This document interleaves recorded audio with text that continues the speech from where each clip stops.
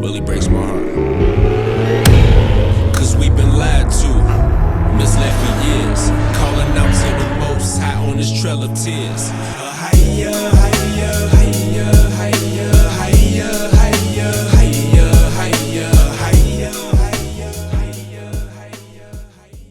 So a quick little recap of what we went over last week with the Feast of Tabernacles.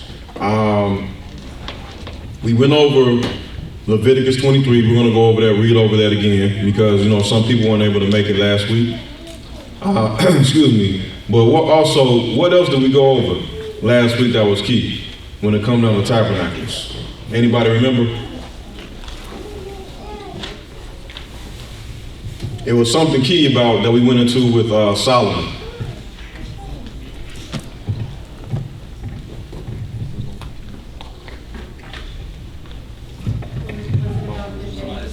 Khan, his prayer, right, the water, right? So Solomon made his prayer during the Feast of Tabernacles when he was named king, and he realized that he needed the wisdom of the Holy Spirit to rest on him to be able to righteously judge the children of Israel and to be a righteous king. But that was during the Feast of Tabernacles. But during that prayer, he understood that he had to have his own earthly tabernacle in order first before he tried to build the Most High's tabernacle that was patterned right after the heavenly tabernacle. Okay? So we're just going to go into some more things about, because a lot of times we look at tabernacles, what you call just staying out there in the tents and things like that, trying to get connected with the wilderness, trying to learn things on how to sustain ourselves in the wilderness. But one thing that we do kind of forget, that tabernacles is a good a good feast day, a good time to do self-reflection, because we're in this earthly tabernacle that constantly groans, remember? So this is a good time because what you have first, you had the blowing of trumpets, and we're going to get into that in the lesson that the Ellison. You had the blowing of the trumpets, then what was after the blowing of the trumpets? Day of Atonement, and then the Feast of Tabernacles. Boom, boom, boom. And all of them kind of had the same theme of, checking your inward man, right? So let's start off, just before we get into the lesson, let's start off with 1 Peter chapter 4, verse 17. Because there's just some thoughts that came to me over the course of the week, just kind of reading, the headlines in the news, and then also the classes that the elders did during the week, last weekend, and then Wednesday's blog talk, just some ideas that kind of came to mind.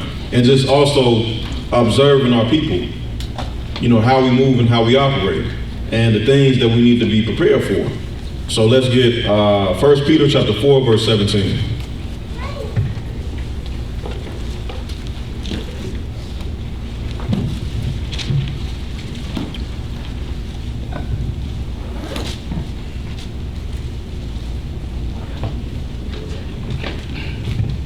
First Peter chapter 4, verse 17.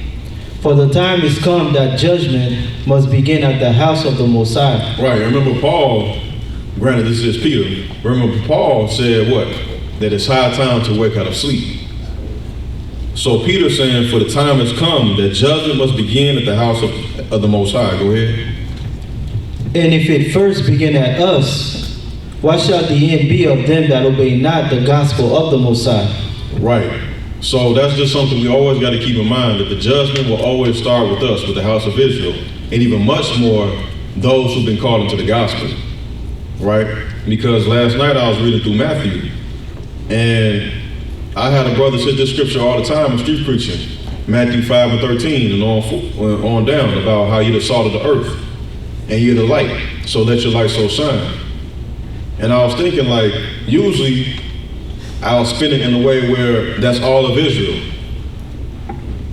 But remember when Elder Gabar had the class, though, that series of classes going on with the Sermon on the Mount, chapter 5, 6, and 7, he explained it in a way that these are for the men and women who are following the gospel.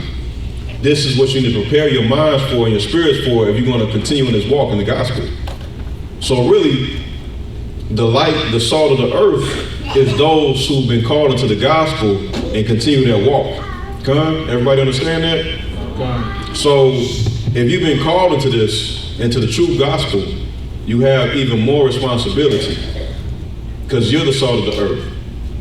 It's your responsibility to let your light so shine. But remember, judgment is going to start with us first, those who've been called into the gospel. So let's get 2 Ezra chapter 14, verse 13. We're going to bring this home to Feast of Tabernacles, why these points are important. Yep. 2 Ezra chapter 14, verse 13.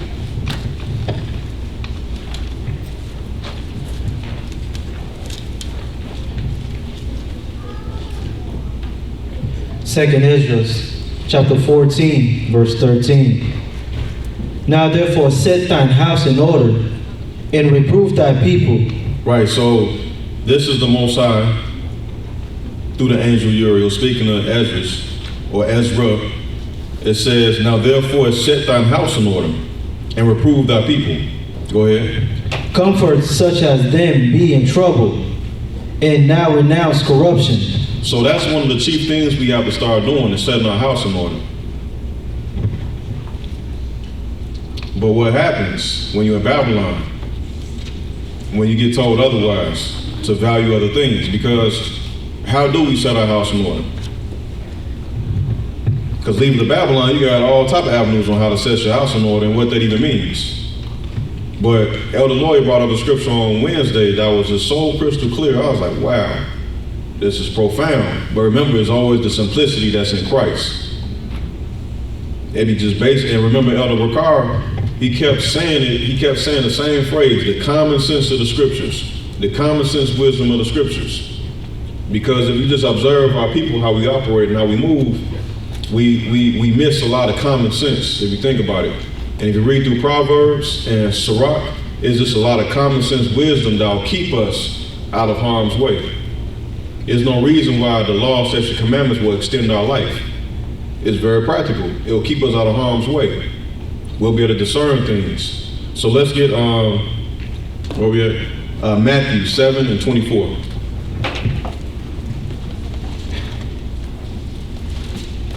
So this is how we set our house in order. Sticking with the Feast of Tabernacles. It's always the basic common stuff. That's the most profound things that has the most weight in the scriptures. They be those scriptures that we read 1,000,000 times. Go ahead, Art. Matthew chapter 7, verse 24. Therefore, whosoever heareth these sayings of mine, and doeth them, I will liken him unto a wise man which built his house upon a rock. Right, so there it is. Therefore, whosoever heareth these sayings of mine, and doeth them, I will liken him unto a wise man which built his house upon a rock. So let's see what happens. Verse 25. Verse 25. And the rain descended, and the flood came, and the winds blew, and beat upon that house, and it fell not, for it was founded upon a rock. Right, and just to give some more context of when and why Elder Lawyer brought this scripture out, it was during the Q&A session, the brief Q&A session at the end of Blog Talk on Wednesday. Husbands, wives, and everything in between, right? And the way he explained it was so profound, because verse 25, I never thought about it that way. Like, man, the elder is right. The rain descended, and the floods came, and the winds blew, and beat upon the house, and it fell not, for it's founded upon a rock. Because those winds, that flood, that beat upon the house, that's the trials and tribulations that you'll face while you trying to walk in the gospel. So as we're trying to build up our tabernacle, it's even more important that if we're going to set our house right and set our earthly tabernacle right, that we have to stick to Christ's words. So let's get the next verse. Verse 26. And everyone that heareth these sayings of mine, and doeth them not, shall be likened unto a foolish man, which built his house upon the sand. And the rain descended, and the floods came, and the winds blew, and beat upon that house, and it fell, and great was the fall of it. Right, so let's get Proverbs 24 and 3.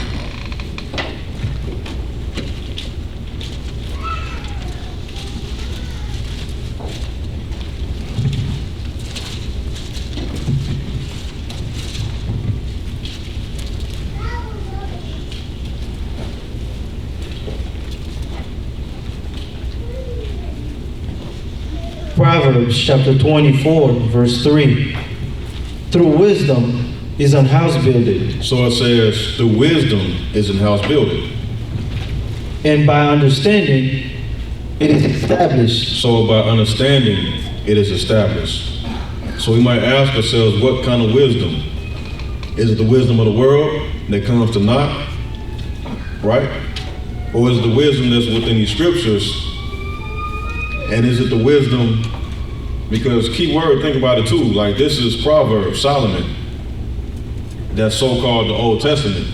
So you got to think about what type of wisdom were these men and women leaning on where Christ still had to come anyway.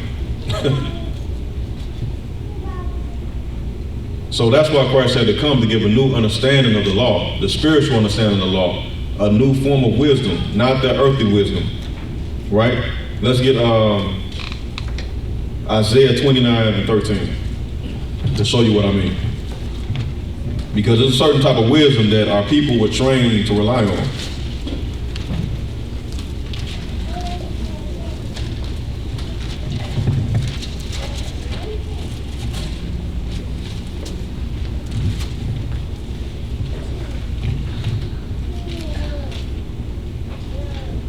Isaiah chapter 29, verse 13.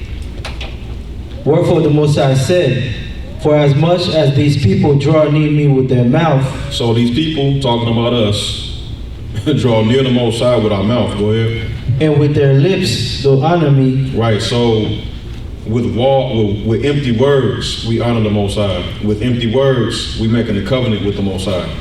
But it's not with our heart. Go ahead. But have removed their heart far from me. Their fear toward me is taught by the precepts of men. Right, so our fear back in the old times, and still now, is taught by the precepts of men. What does that mean? Anybody? How is the fear of the Most High taught through the precepts of men? Moshe? Tradition, come on. Elder Gabar, through that whole series, kept breaking it down, how we were so warped in our minds with tradition. With the different commentaries that the rabbis would start, adding. Commentary on top of commentary. Right? Tradition after tradition. So it was through the precepts of men how we was taught to fear the Most High. But that's not the fear. That's why Christ had to come. So no wonder we so-called thinking that we're getting our earthly tabernacle straight. But in reality, we never were. You go ahead, verse 14. Verse 14.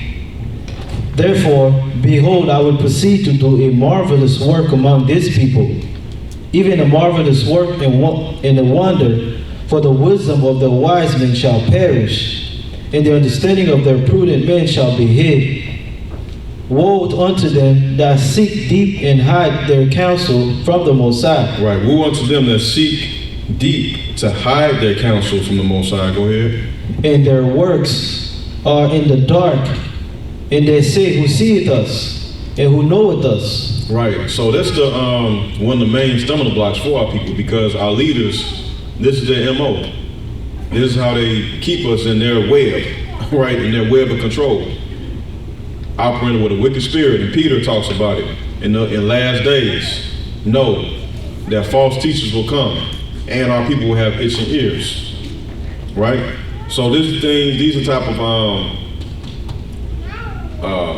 things we got to look out for, because not only do we have these wicked men that want to lead us, but we've been in our hearts prophesying to us lies, tell us smooth things. So it's a back and forth thing.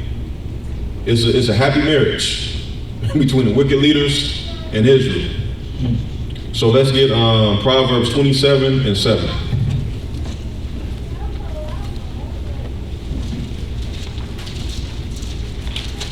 And it's real deep, because if you look at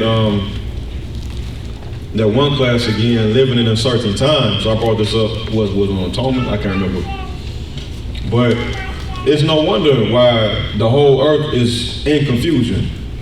You have a confused people, the masses of, you got a mass of confused people that so-called have authority to teach the masses. What do I mean? The education systems. the doctor, what's the pharmaceutical system, the medical, that's what I'm trying to say, the medical system, even the judicial system, the police system, all of it, it's ran by confused people. So it just keeps the confusion going. So how can you, set your house aright?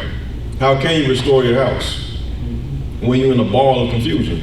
So let's get Proverbs 27:7. Proverbs chapter 27, verse 7. The fool's soul loaded on honeycomb, but the hungry soul, but to the hungry soul, every bitter thing is sweet. Right, so it says the fool soul loaded on honeycomb. So you ever been full? We all have, right? At a buffet, and more food just keeps coming, but it looks so good, but it's like, nah, I'm good. Or even, been to a family dinner, or even a feast day right now later on, it's gonna get to a point like, man, that food looks good, but I'm good. The full soul loathed the honeycomb, and the honeycomb is sweet, is a delicacy back then.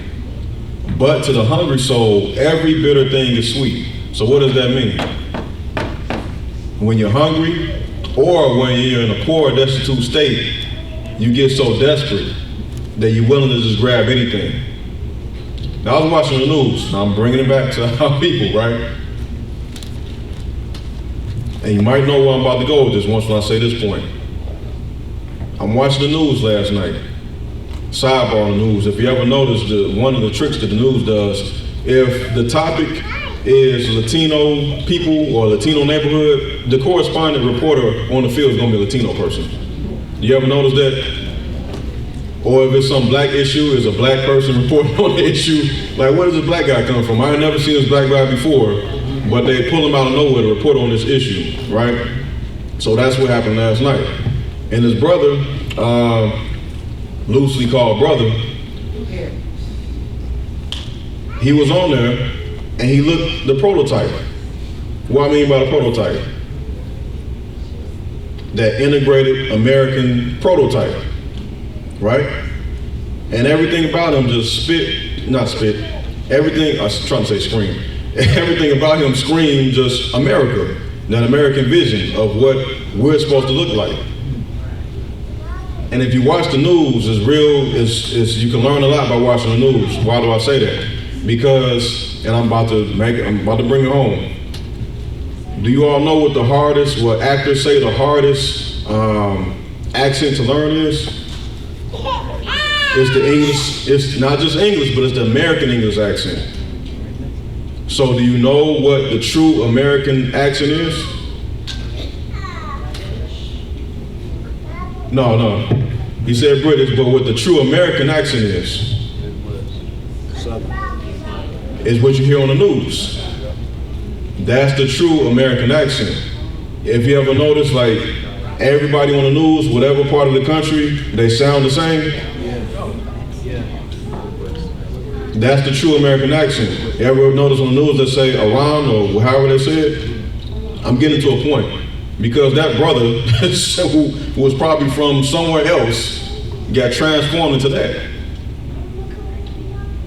But that's the epitome of the American dream. So how can you, bringing it home now, the Tabernacles, how can you build your house if you was never taught to value a house, your own house? How can you build a house, your own house, if you was always taught the value to be a cookie cutter image of what they put in front of you? That's the epitome right there. That corporate America looking like them down there on Wacker. That's what we covered after. So the full soul loathing the honeycomb, but to the hungry soul, every bitter thing is sweet. So we get all the tools in front of us, AKA the Bible, AKA the elders, AKA the academy, the church, the body, the congregation, everything in front of us to build our house here and build our own tabernacle as individuals. But still, if you've been programmed to value other stuff, every better thing is sweet. Everybody understand that? Come. All right. So let's get I was going, but for sake of time, I said you might know where I'm going with this. I was going to get Deuteronomy. Where do you think I was going with Deuteronomy? Just for the sake of time, we're not going to get it. 32. That's part of the curse, to be jealous, right? Or should we read it? Let's read it. Yeah, let's read it. Yeah.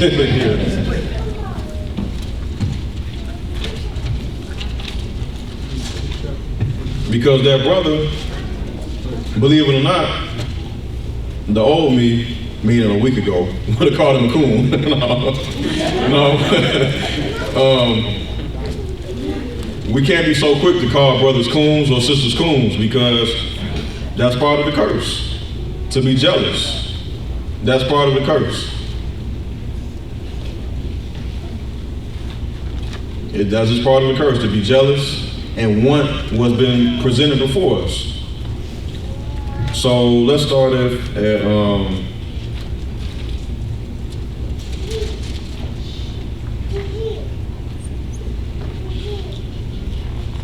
we can just go straight to 21. So Deuteronomy 32 and 21. But usually you can start really the whole chapter, but usually to get the backdrop, you can start at around 15, verse 16, but 21 just right on the head. So let's get verse 21. Deuteronomy chapter 32, verse 21. They have moved me to jealousy with that which is not God. They have provoked me to anger with their vanities. I will move them to jealousy with those which are not a people. I will provoke them to anger with a foolish nation. Right, so we'll be provoked to anger. We'll be provoked to jealousy, just like how Paul even had to break it down to us. In the book of Acts, he said, hey, since you don't want to listen, I'm going to have to bring this gospel to the Gentiles, and they're going to hear it and value it immediately. But it's to provoke you to jealousy. Those of you who've been stuck in this rut, who don't want to change. So it really behooves us to really examine what's out there and realize, like, a lot of it, like I say, just, if you got the time, watch that Living in Uncertain Times again, that Elder Ricard did, to really just look to see what's going on unbiased and see how much damage we've done to our own lives because we've been chasing the American dream. Because it's in there, and it seeps out my pores, just left and right. When I have to examine myself, like, man, that was Babylon. And it just comes out. It's so much in our wants and our desires. We've been trying to value stuff so much, and it'd be like the smallest things. If I could think of some example, me personally, I would give it. It might come to me. But so let's get Leviticus 23, Tabernacles.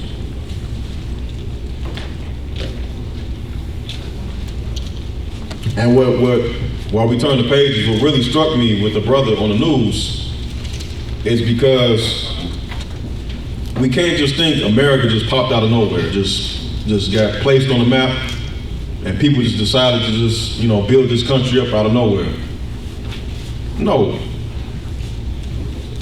America is just an extension on the timeline of a people who have a history that started all the way back. And where? Ancient Greece. Because you know what I saw on that news, written all over that brother? Education, refinement, sophistication, culture. That's what I saw. And if you don't look like that or talk like that, then, hey, you're losing out. You're gonna be a step behind. You might be 10 steps behind if you don't walk, talk, eat like that, believe like that, right? Another good book to read, it's a fiction book, but I was talking to one of the brothers about it last week. I don't know if anybody read The Invisible Man by Ralph Ellison. It's a real interesting book because it goes into deep. And everybody read Miseducation of the Negro. It's like the story version of Miseducation of the Negro. Real deep stuff, just the things that we've been programmed and what we've been programmed to value and put to prioritize over building a family and building a nation. So let's get Leviticus 23, verse 33.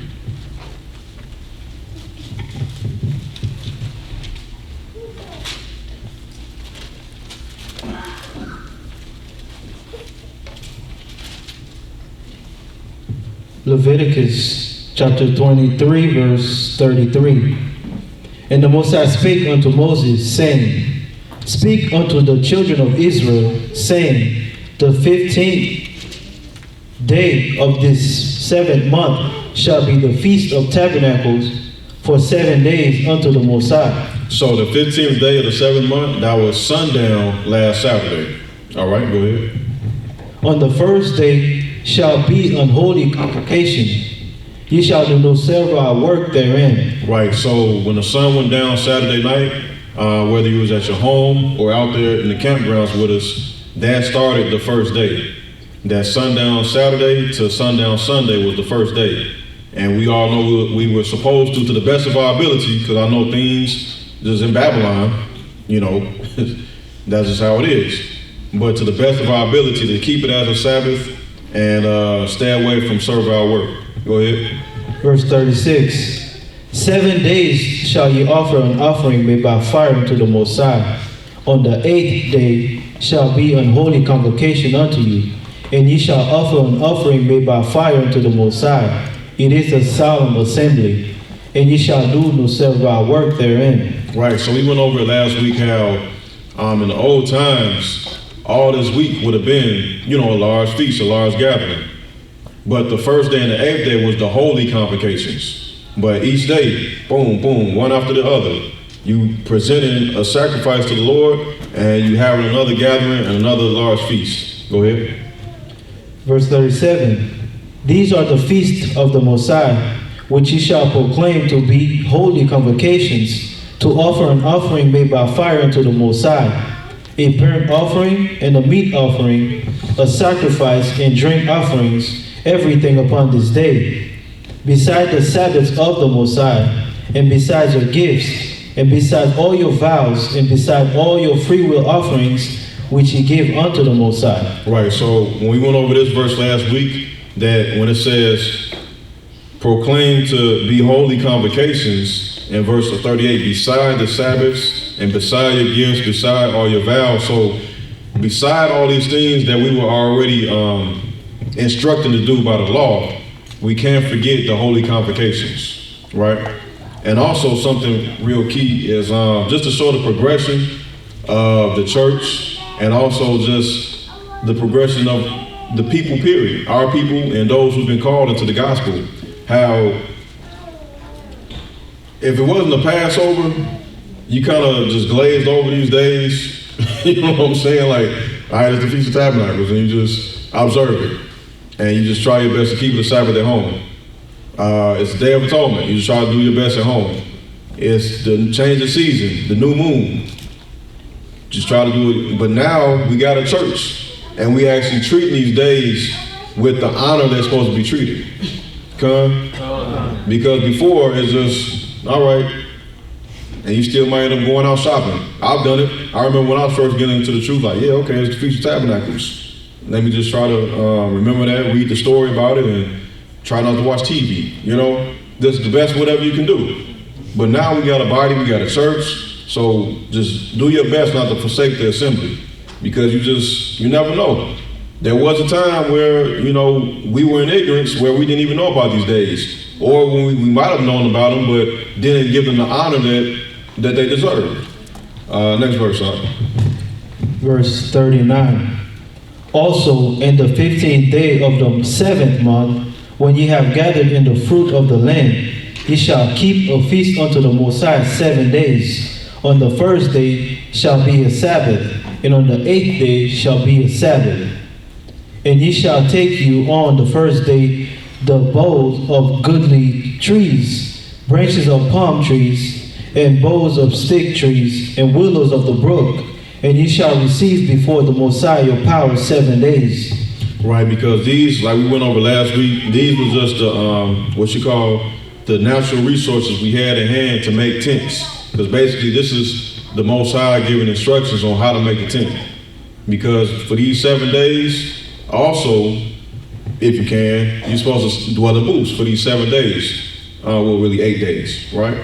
So like I said last week, if you were able to, if you wanted to, I remember the officer Yeshaya, he had made mention about it, how he was in his backyard. And I know plenty of people have done the same thing. Just set up a tent in your backyard. That's fine too. We'll go into a story about what our people did in the old times when they couldn't just go out in the wilderness. Go ahead, Art. Verse 41. And ye shall keep a feast unto the Most High 7 days in the year. It shall be a statute forever in your generations. Ye shall celebrate it in the 7th month. Ye shall dwell in booth 7 days. Right, in booths. Another translation for that is tents, believe it or not. Go ahead. All that are Israelites born shall dwell in booths, that your generations may know that I made the children of Israel to dwell in booths when I brought them out of the land of Egypt. I am the Messiah power. Right, and we precept that last week, and you can write in your notes and you can just read it on your own time. Deuteronomy, the 8th chapter. So you can read Deuteronomy, the 8th chapter to get a better understanding on why the Most High brought us through the wilderness for 40 years. It was to humble us and to prove us. Go ahead. Verse 44. And Moses declared unto the children of Israel the feast of the Most High. Right. So let's get next set of scriptures. We're in, you can read the commentary. So this feast was meant to be had forever, so that we could bring the remembrance to our future generations that the Most High delivered us from the land, from Egypt, and caused us to dwell in booths. Right. So next set of scriptures, we're going over to Nehemiah chapter 8, verse 1. So that's Nehemiah chapter 8, verse 1.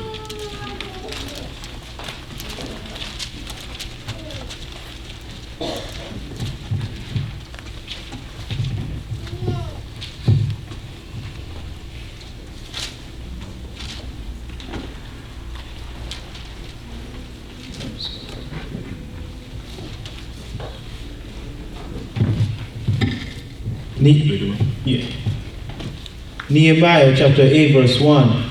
And all the people gathered themselves together as one man into the street that was before the water gate. And they spake unto Ezra the scribe to bring the book of the law of Moses, which the Most High had commanded to Israel. Right, so this is interesting because if you know the other piece of the story, basically what Ezra is about to read, is that the original books that was written? Yeah or nay? The La'ah or Khan? La'ah, why? Because we were in captivity, because Ezra had just spent 40 days and 40 nights and being approached by the burning bush just like Moses did. So Ezra, the scribe, which it says, he was chosen by the Most High to scribe the law again. So if you had to wonder like why, Moses talks about his own death or certain things in the Old Testament, the first 5 books are written like in the third person, or certain landmarks or certain cities are spoken of that already existed in Ezra's time but didn't exist in Moses' time. That's why it's there. Okay? So go ahead, Al. Verse 2. And Ezra the priest brought the law before the congregation, both of men and of women, and all that could hear and understand, upon the first day of the 7th month. Right, so Ezra the priest, because Ezra was the high priest at the time, Ezra the priest brought the law before the congregation, both of men and women. So this is us coming out of Babylonian captivity, right? And this is us getting the law back, getting our culture back pretty much. But what's key? And all they could hear with understanding upon the first day of the 7th month. So when is that? What also happens on the first day of the 7th month? The blowing of the trumpets. So the blowing of the trumpets is when we got our law back. Go ahead. Verse 3. And he read therein before the street that was before the water gate from the morning until midday. So everybody was gathered around from the morning until midday. Go ahead. Before the men and the women, and those that could understand, and the ears of all the people were attentive unto the book of the law. And Ezra the scribe stood upon a pulpit of wood. Right, so he stood upon a pulpit of wood. If you ever remember the old school street preachers that Elder Ricard used to do, and you might still see some groups do it today, they'll stand on that piece of wood. And that's where we got it from. It wasn't just some random idea like let's stand on a piece of wood. It was scripture. Go ahead. And Ezra the scribe stood upon a pulpit of wood, which they had made for the purpose. And beside him stood Mattithiah, and Shema, and Ananiah, and Urijah, and Hilkiah, and Maaseiah on his right hand, and on his left hand, Pedaiah, and Mishael, and Malchiah, and Hashum, and Hashbaddanah, and Zechariah, and Meshulam. Right, so what does that sound like? We don't get this stuff out of nowhere. It's scripture. Street preaching. When we got the line, the formation going. Go ahead.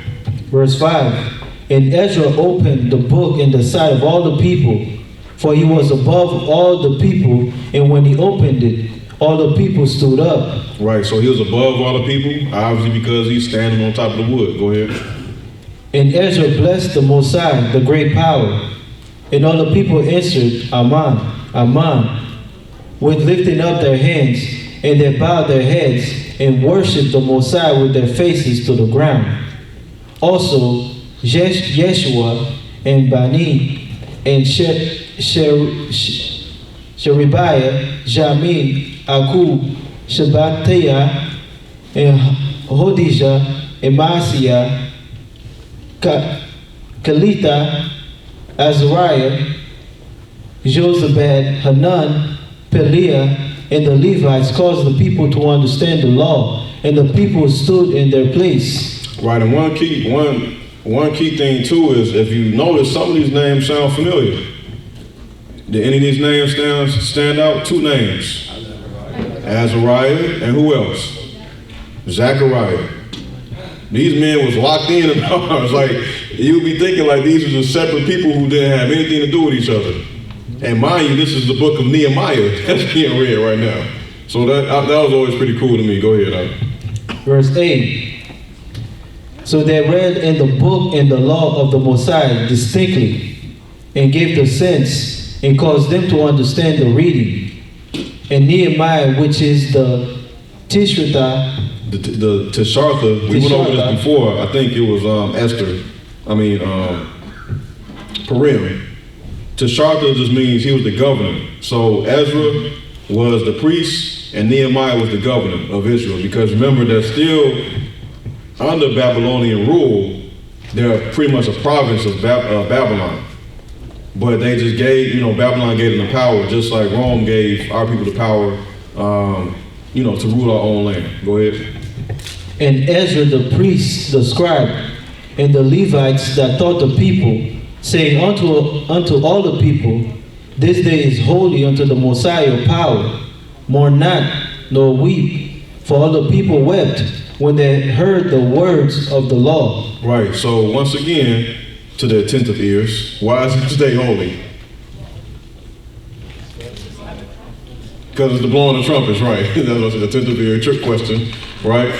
So not only are they receiving the law, but in the midst of that, they're realizing, they're learning like, wait, this is a high holy day of the Lord.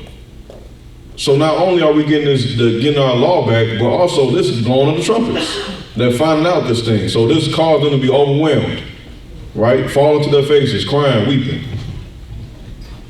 Verse 10. And he said unto them, go your way, eat the fat, drink the sweet, and send portions unto them for whom nothing is prepared. For this day is holy unto our power. Right, because just quite naturally, some people didn't have anything prepared or anything to prepare. This just came upon them. They didn't know that it was the high holy day. Go ahead. Neither be ye sorry, for the joy of the Messiah is your strength.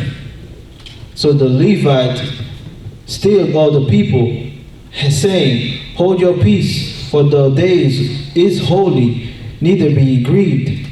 And all the people went their way to eat and to drink and to send portions and to make great mirth, because they had understood the word that were declared unto them.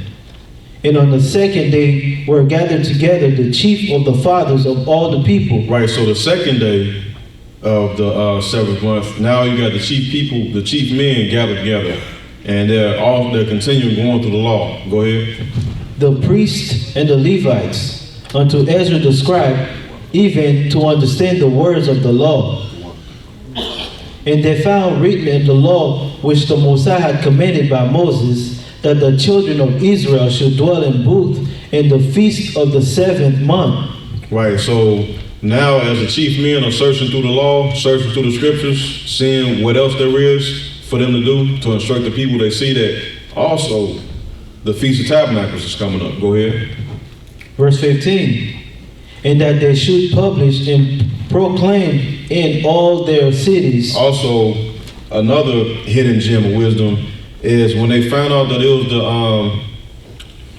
the Feast of Blowing the Trumpets, they didn't say, oh wow, it's the Feast of Blowing the Trumpets, guess we'll shoot for it next year. No, they immediately started celebrating. And in the best way they could. They didn't stop and think about if they was going to do anything wrong, if they was going to celebrate the right way or not. If they had everything they needed, they just did it. Because it was commanded of the Lord, and they're finally back in their home now. So it's the same thing now, like where, sometimes, not pointing anything, I'm not talking about anybody here. I'm just talking about this period, just what's in man. How a slothful spirit could come upon you and, keep you from serving the Most High the right way. Go ahead, Art. I'll start again at verse 15. And that they should publish and proclaim in all their cities and in Jerusalem, saying, go forth unto the mount, and fetch olive branches, and pine branches, and myrtle branches, and palm branches, and branches of thick trees, to make booths, as it is written. Right, so sort of the same things you read in Leviticus. These what the men are starting to figure out now, like, okay, this is what we need to do. We need to grab all these materials and make booths for us to sleep in. Go ahead, verse 16. So the people went forth and brought them and made themselves booths, everyone upon the roof of his house, and in their courts, and in the court of the house of the Mosiah, and in the street of the water gate, and in the street of the gate of Ephraim. Right, so once again, they didn't have any wilderness to go through right away, but they just made it happen. On their roof, in the streets, in the alleyways, in the courtyards, they just made their booths right there.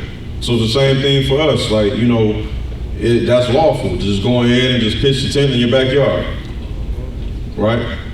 But hopefully, we all be able to do it 7 days, just pitch the tent in the campground next year, Right, go ahead, Art. And all the congregation of them that were come again out of the captivity made booths, and sat under the booth. For since the days of Jeshua the son of Nun unto that day had not the children of Israel done so, and there was very great gladness. Also day by day, from the first day unto the last day, he read in the book of the law of the Mosiah. Right, so through the whole week, they were also dwelling in the tents, but Ezra was constantly reading the law to the people. And guess what? They weren't getting bored either. They weren't getting bored because it was a spirit coming back that was being revived again. Go ahead. And they kept the feast 7 days, and on the 8th day was a solemn assembly, according unto the manner. Right. And that just shows you how Babylon just really just warped us. Because these men and women, and the story is deep because it goes on. It might be in the 9th chapter, or it might be in the book of Ezra. I can't remember. Or it might be in 1st Ezra's. But it got to a point where the people was just falling out weeping and praising the Most High so loud that cities beyond heard them. Right? Yeah, you shaking your head, you kind of know what I'm talking about. You kind of know offhand where it might be at. What part you think? Is this in the Apocrypha? Okay. And that would be like the last couple of chapters of First Ezra. So you guys can just look it up, and if we could get the exact scriptures, we'll give it to you, by the end of the day. But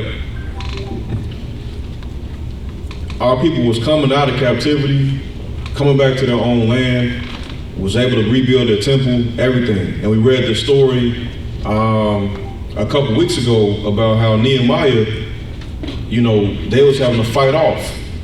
They were, one group was holding the weapons, standing guard, the other group rebuilding. They switch off. So these men were fervent to rebuild their temple. Number one, rebuild the temple. They weren't even worried about building up their own houses yet. The first order of business was rebuilding the temple. And they're in back in their own land. But it just showed like how Babylon just did its job, because we don't know what our land is. We kind of know like something's not right. And some of us are breaking the bonds from Babylon, whether it's, breaking away from Christianity, stop celebrating holidays. Some people going into other religions, maybe Islam or African spirituality, whatever the case may be, they just know it's something wrong, right? So we're searching for freedom, we just don't know where to go. We don't know where the freedom is at. Because Babylon did its job. Go ahead, yep. First Ezra, chapter 5 and 64. 5 through 64? No, 5 and 64. First Ezra. Okay. 5 and 64. Okay, come on. Let's just read it.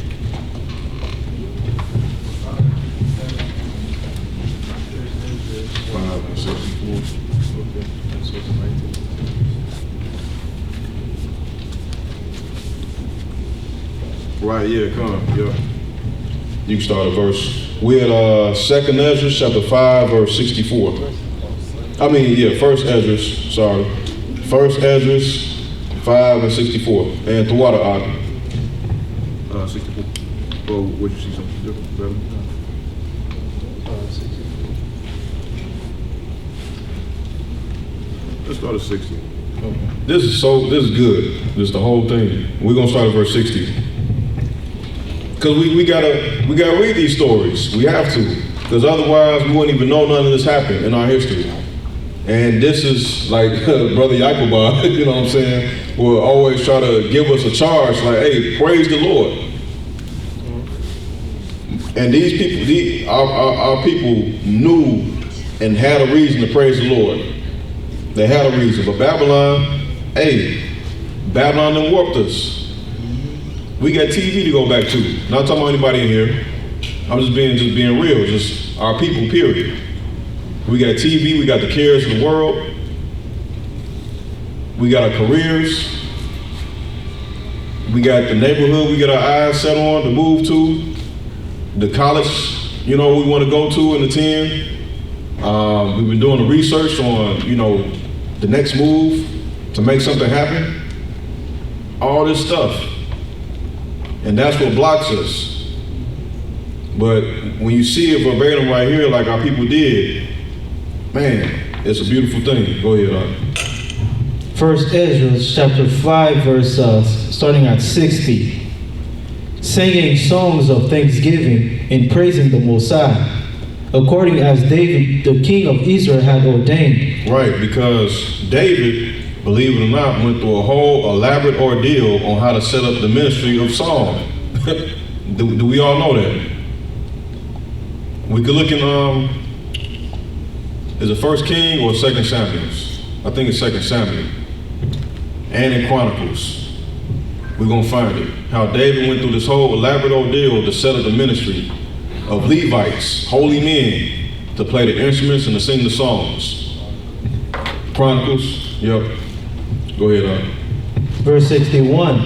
And they sung with loud voices songs to the Most High, the praise of the Most High, because his mercy and glory is forever in all Israel. And I can understand how men, we kind of get it, because if you look at in the Christian church, they want us to hold hands. Like, no, I could never vibe with that. Holding another man's hand and singing, and it just didn't feel right. Of course I'm not gonna want to sing and praise the Lord. I'm worried about me holding this guy's hand, right? But it's still honorable to sing, right, and praise the Lord. And we, it take a little bit, stiffness. We still be stiff clapping. We just, I still be a little stiff too. Like, I do a little two-step, that's it. But hey, we gonna get it. We gonna get there, right? Go ahead, Verse 62. And all the people sounded trumpets and shouted with a loud voice, singing songs of thanksgiving unto the Most High for the rearing up of the house of the Most High. Right, for the rearing up, building that temple, and the people. Go ahead. Also the priests and the Levites, and of the chief of their families, the ancients who had seen the former house came to the building of this with weeping and great crying. Right, but it was tears of joy, not tears of sorrow, tears of joy. Go ahead. But many people with trumpets and joy shouted with loud voice, and so much that the trumpets might not be heard for the weeping of the people. Now check that out. Now you have loud trumpets blowing by a multitude, but the weeping is so loud, those tears of joy is so loud that it's drowning out the trumpets. Now that's powerful, because we understood the value of our nation. Mm-hmm. Now we got to scratch and claw. Like, what do you mean you take me out of Babylon? Right? And it's deep, it's deep. I'm laughing, but it's deep, Go ahead. That's why we gotta be patient with each other in here and with our family members and friends and neighbors and co-workers. Because Babylon just suck his teeth into all of us. Go ahead. In the middle of 65, yet the multitude sounded marvelously, so that it was heard afar off. Right, so it was heard afar off. Yeah, let's just keep reading. Verse 66. Wherefore, when the enemies of the tribe of Judah and Benjamin heard it, they came to know what that noise of trumpets should mean. Right, because usually when you hear that, that means war, but it's something else going on. Go ahead. And they perceived that they were of the captivity did build the temple of the Most High power of Israel. Right. So when they came, they perceived, they discerned what the situation was. They figured out, like, okay, those that were of the captivity had rebuilt everything. Go ahead. So they went to Zerubbabel and Joshua and to the chief of the families. Remember, Jesus is Greek translation for Joshua. Go ahead. And to the chief of the families said unto them, we will build together with you. For we likewise, as ye, do obey your power, and do sacrifice unto him from the days of Asbazareth, the king of Assyria, who brought us hither. Then Zerubbabel and Joshua and the chief of the families of Israel said unto them, it is not for us and you to build together. Yeah, that's good on that, because the rest of the story actually about to go into the story that's written in Nehemiah, how they had to eventually fight off these men. So let's get to the next set of scriptures. We are Zechariah chapter 2, verse 3. And, as often as possible, we got to read these stories. We have to. We got to know what our people went through, and we just got to know that, how our forefathers viewed the Most High and how they viewed each other, how they viewed the law, how they viewed, how they valued the land, everything. Because before they had anything for themselves, first order of business was building the temple. And then you would think, all right, the temple was built, let's go back and relax. Let's start building our own thing. No, they got trumpets out, they set up the music ministry and started weeping and crying for joy and blowing the trumpets. Still nothing for themselves built. Go ahead. Zechariah chapter 2, verse 3. Zechariah chapter 2, verse 3. And behold, the angel that talked with me went forth, and another angel went out to meet him, and said unto him, Run, Speak to this young man, saying, Jerusalem shall be inhabited as town without walls for the multitude of men and cattle therein. For I, said the Most High, will be unto her a wall of fire round about, and I will be the glory in the midst of her. Right, so now the lesson is sort of switching gears, because now we're going into how, just like in the old times, when we were brought out of Egypt and the wilderness, how the Most High protected us, it's going to be the same thing, because we go over it every year. Well, not every year. I'm thinking that I got like three thoughts at the same time. We go over it all the time about how we got to get ready for the wilderness. And I was trying to say every year when tabernacles come up, we try to talk about the importance of, if we got the opportunity to kind of, practice some wilderness type survival skills or look up some things and try to make life harder for ourselves a little bit more. I remember Officer Yataz has said, let's try to, those of us who are seasoned, let's try to not bring your cell phone out. Or if you got to bring it, just, take no calls, or try not to be on the internet, or things like that. Don't bring your laptop, whatever the case may be. But each year just trying to get more wilderness ready. But one thing I think we forget is that how the Most High will be there to protect us.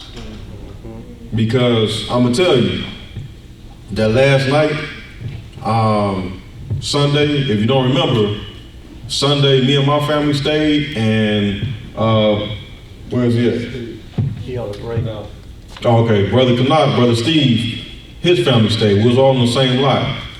And security, he was supposed to stay, but he had gone in, and I could see it on his face. He's like, man, I'm about to leave y'all. He gave us walkie-talkies and everything. Communication devices. Communication devices, right? Proper term, right? And even something kind of jumped on me like, man, this place is desolate. There's nobody out here. Anybody can just run up on us. I'm like, man, this is pretty deep. But then I had to think about it. Why would we get slayed on the Most High's High Holy Day? I'm like, get it out your head, man. The Most High's here. He's protecting us, right? So we just kind of forget that he's there to protect us. Okay? All right, so we're going to kind of segue into this part of the lesson, showing how the Most High will be there to protect us. And that, without Dom's light, that place looked dark. And we didn't have, Herm also gave us his floodlights. We couldn't hook those up because we didn't have enough room to take them back. So we sent them back on the truck. It was even more dark. It was dark. I came out to use the bathroom, and I'm like, what is all this on the ground? And I was tripping because I'm like, is the ground glowing? Because you wake up out of a daze, I'm like, is the ground glowing? And that's what it looked like. And I'm trying to figure out, like, is it some type of algae or moss on the ground that's glowing? So then I finally look up, and it's the moon coming through the trees, the leaves on the ground. Because all of our lights are gone. So it's a whole different thing going on with the stars and the skies. I'm like, man, it is dark out here. So yeah, the darkness is real, but we got to know that the Most High is always there. Whether it's us in tabernacles, whether it's us leaving these four walls, he's always there. His presence is always there. We always got to remember that. So let's get 2 Kings chapter 6, verse 9. And also, I could also understand in Proverbs when it says how the wicked will constantly be in fear, and the wicked are justified to be in fear, because it's a deep thing. It's deep. But go ahead, you had something? What are you trying to say? Oh, did we get the, yeah, let's get the commentary before we go to the next set of scriptures.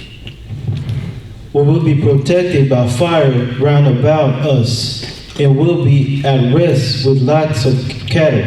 Right, so not only will we be it's not like we'll just be out there, right?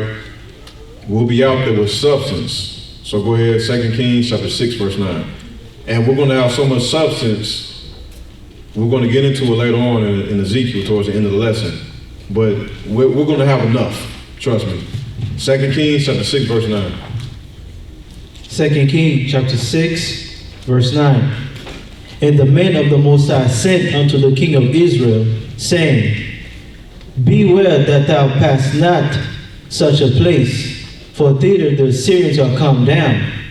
And the king of Israel sent to the place which the men of the Most High told them and warned them of, and saved himself there. Not once nor twice. Therefore the heart of the king of Assyria was sore troubled for this saying. And he called his servant and said unto them, Will ye not show me which of us is for the king of Israel? And one of his servants said, None, my lord, O king, but Elisha, the prophet that is in Israel, telleth the king of Israel the words that thou speakest in thy bedchamber. Right, so you got a little bit of conspiracy and what's the other intrigue going on, right? Go ahead. Verse 13. And he said, Go and spy where he is, that I may send and fetch him. And he was told them, saying, Behold, he is in Dothan. Right, so it's a case being built up against Elisha, and this just shows us, usually when you're out to get a man, you send, 2 or 3, maybe a small company at the most, but let's see what happens. Go ahead. Therefore sent he thither horses and chariots and great hosts, and they came by night and compassed the city about. Right, so it's a whole company. And they came at night. Go ahead. Verse 15. And when the servant of the man of the Mosiah was risen early and gone forth, and behold, an host compassed the city both with horses and chariots. Right, so just for one man, they compassed the whole city. So this is Elisha's servant, waking up and seeing this first. Go ahead. And his servant said unto him, Alas, my master, how shall we do? So he's saying, what are we going to do? Go ahead. Verse 16, and he answered, Fear not, for they that be with us are more than they that be with them. Right, so this is another thing where we got to understand the spiritual protection that is constantly around us. And Ellison said, Fear not, for they that be with us are more than they that be with them. And I'm pretty sure the servant probably didn't have a clue what he was talking about. He obviously didn't, because something had to happen for him to understand. And we'll read it right now. Go ahead. Verse 17. And Elisha prayed and said, AHRAYAH, I pray thee, open his eyes that he may see. So open my servant's eyes that he may see. Go ahead. And the Mosiah opened the eyes of the young man, and he saw. And behold, the mountain was full of horses and chariots of fire round about Elisha. Right, so when the young man's eyes were open spiritually, he was able to see what Elisha already knew and understood. He was able to see the whole host of angels of fire in their chariots compassed around about them, protecting them. Let's get the commentary. And it's the reason why the elders is bringing this out. Go ahead. The angels who are of pure fire came down to protect the people. And once again, the Father will provide a perfection by fire in our time. You got the time? Okay. All right, 5:20. You get the commentary? All right, let's get Zechariah chapter 14, verse 16.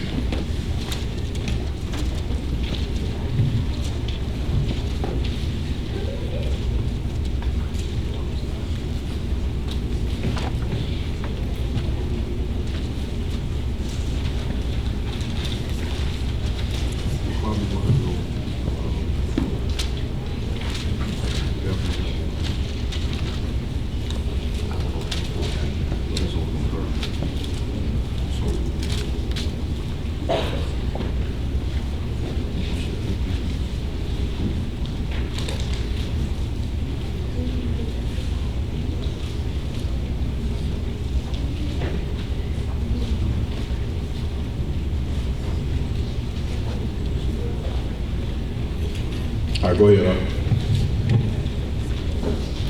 Zechariah chapter 14.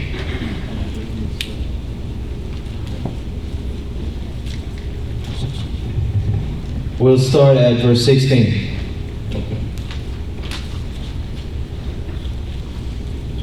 And it shall come to pass that everyone that is left of all the nations which came against Jerusalem shall even go up from year to year to worship the King, the Most High, the Lord of hosts, and to keep the Feast of Tabernacle. So check that out. Do we all understand what this is saying? What's going on here? That after everything is said and done, that the nations will still be coming up to Jerusalem to worship Christ, to celebrate the Feast of Tabernacles. Go ahead. Verse 17. And it shall be that whoso will not come up of all the families of the earth upon Jerusalem to worship the King, the Lord of hosts, even upon them shall be no rain. Right, so this day is so important because remember this is one of the 3 major days that all the men are supposed to show up to Jerusalem, right? So this day is so important that those who are left are still going to come to Jerusalem to worship the King and celebrate this day. But those who don't, right, they'll be punished. Go ahead, verse 18. Verse 18. And if the family of Egypt go not up and come not, that have no rain, there shall be the plague, wherewith the Most High will smite the heathen that come not up to keep the Feast of Tabernacles. This shall be the punishment of Egypt, and the punishment of all nations that come not up to keep the Feast of Tabernacle. In that day shall there be upon the bells of the horses holiness upon the Most High, and the pots in the Most High's house shall be like the bowls before the altar. Yeah, every pot in Jerusalem and in Judah shall be holiness unto the Most High of hosts, unto the power of hosts. And all they that sacrifice shall come and take of them, and seed therein. And in that day there shall be no more the Canaanites in the house of the Lord of hosts. Right, so that's real key too, because in verse 20 it says, in that day shall there be upon the bells of the horses, meaning if you ever see like flags or coats of arms on horses in like some movies or things like that, ever seen that before? No? Yeah. Okay, and on that will be holiness unto the Lord. And the pots in the Lord's house shall be like unto the bowls before the altar. Yea, every pot in Jerusalem and in Judah shall be holiness unto the Lord of hosts. And all they that sacrifice shall come and take of them, and seed therein. So what does that mean? Our sacrifice will no longer be in vain. Our sacrifices will be pure in the Most High's eyes now. Go ahead with the commentary. So once again, we will dwell in booth in the wilderness. Right, so in the wilderness, this is what's also taking place. Once again, we'll dwell in booths in the wilderness. Go ahead. And it shall be a feast even in the kingdom after Christ returns. Any nation that does not participate in it shall be destroyed. So it is a very important feast. So next set of scriptures, Hosea chapter 12, verse 9.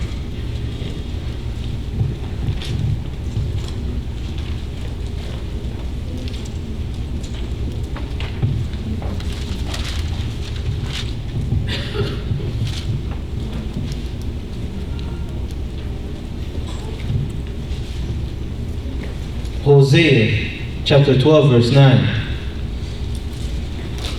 And I that am the Lord thy power from the land of Egypt will yet make thee to dwell in tabernacles, as in the days of the solemn feast. I have also spoken by the prophets. I have multiplied visions. I have and used similitude by the ministry of the prophets. Right, verse 9 it says, and I that am the Lord thy God from the land of Egypt. What does that mean?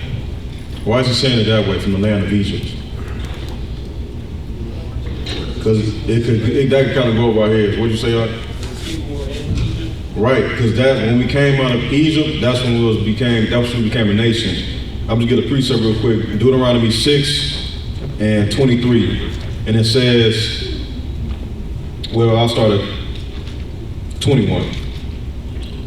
Then thou shalt say unto thy son, we were Pharaoh's bondmen in Egypt, and the Lord brought us out of Egypt with a mighty hand. And the Lord showed signs and wonders, great and sore, upon Egypt, upon Pharaoh, and upon all his household before our eyes. And he brought us out from thence, that he might bring us in, to give us the land which he swore unto our fathers. And the Lord commanded us to do all these statutes, to fear the Lord our God, for our good always, he might preserve us alive as it is this day. So this is when we was brought out as a nation, right? When he made himself known to us to be his God.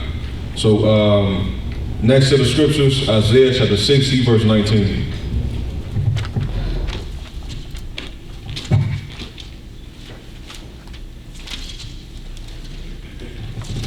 And it's something, the elders, you'll see it, because it's something we got to know about the wilderness, that we kind of forget. And it's real key. It's a real key thing we got to be able to know and really understand about the wilderness. Go ahead, Isaiah chapter 60, verse 19. The sun shall be no more thy light by day, neither for brightness shall the moon give light unto thee.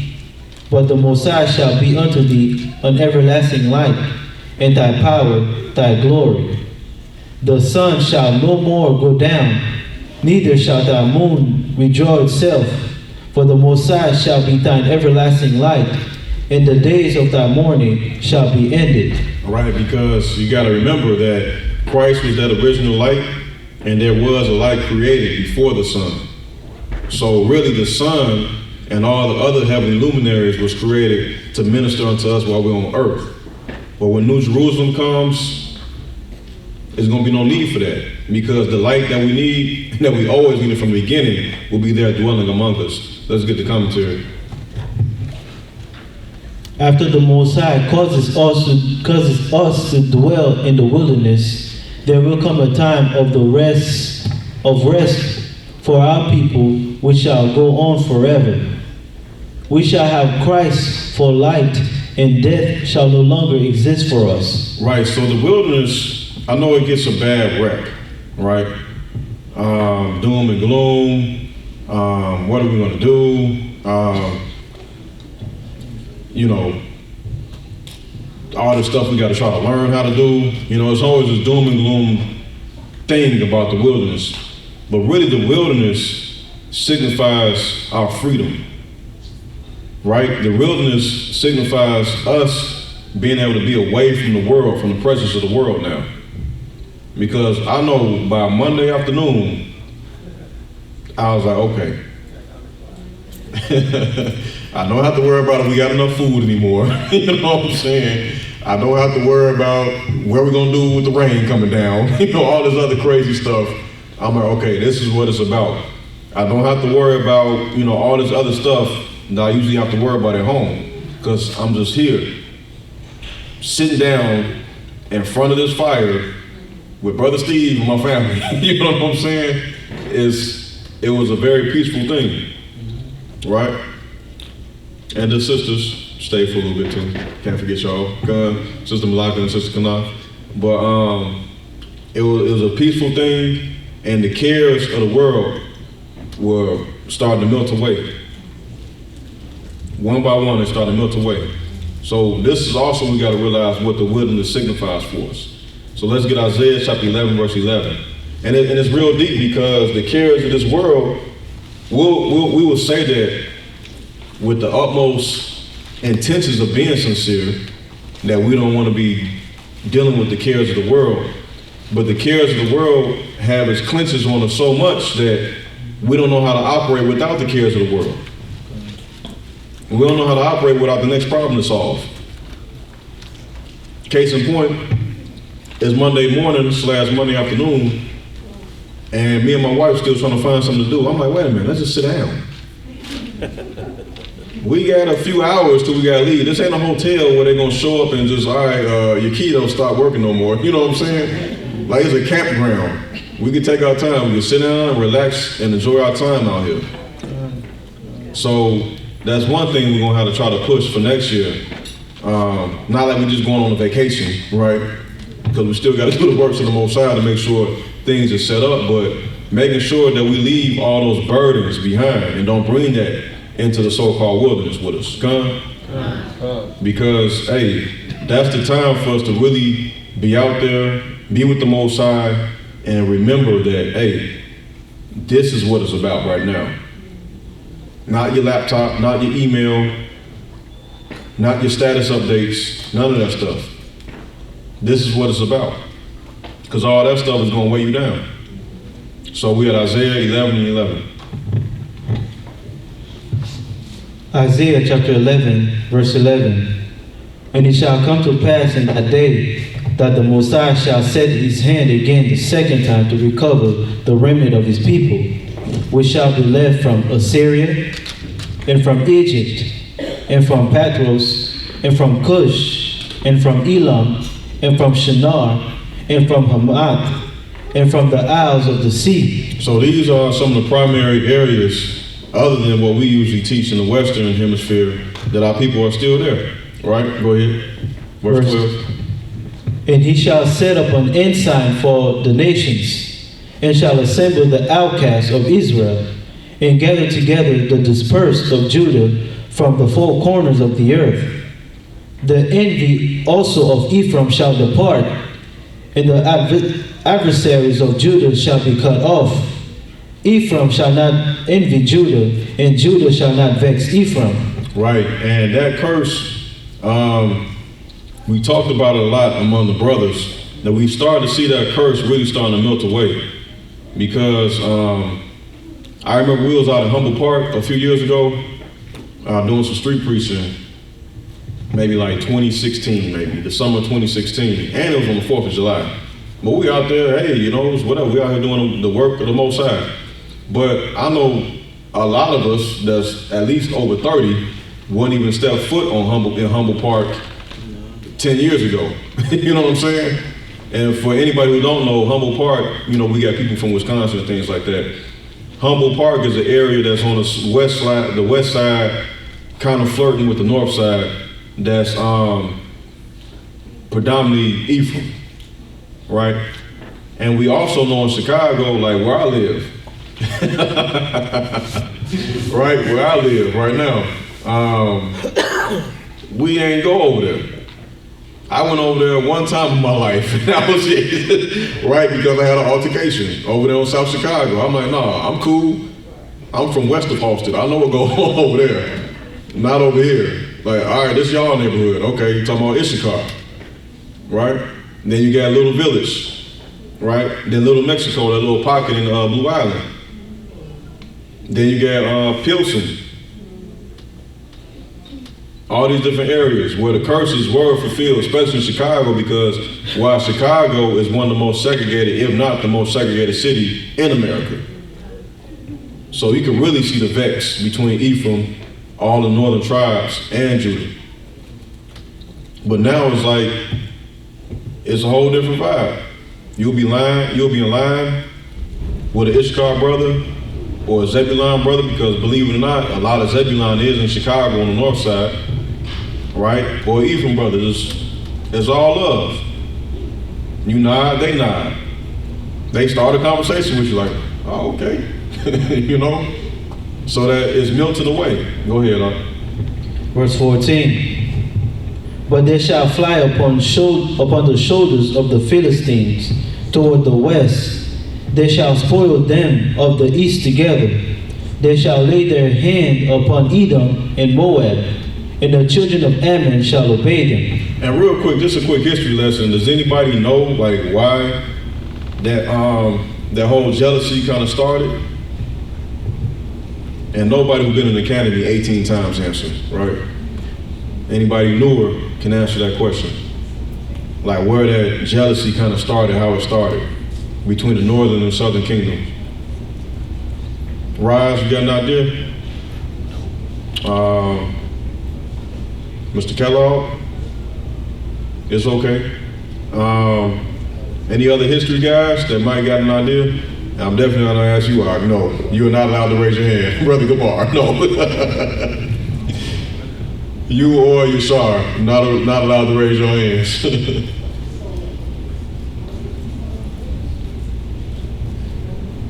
Yep.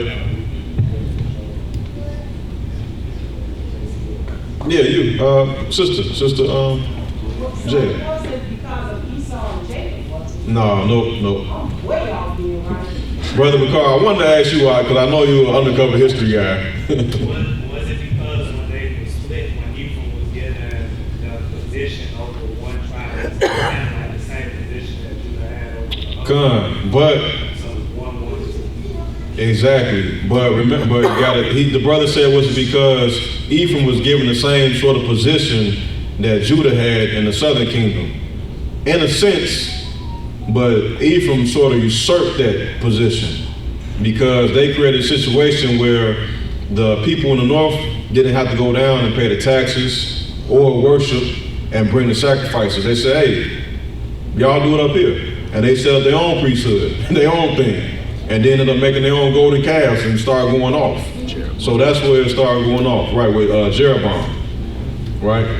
So let's get 14. So we're in Isaiah 11 and 14, right? Oh, 15.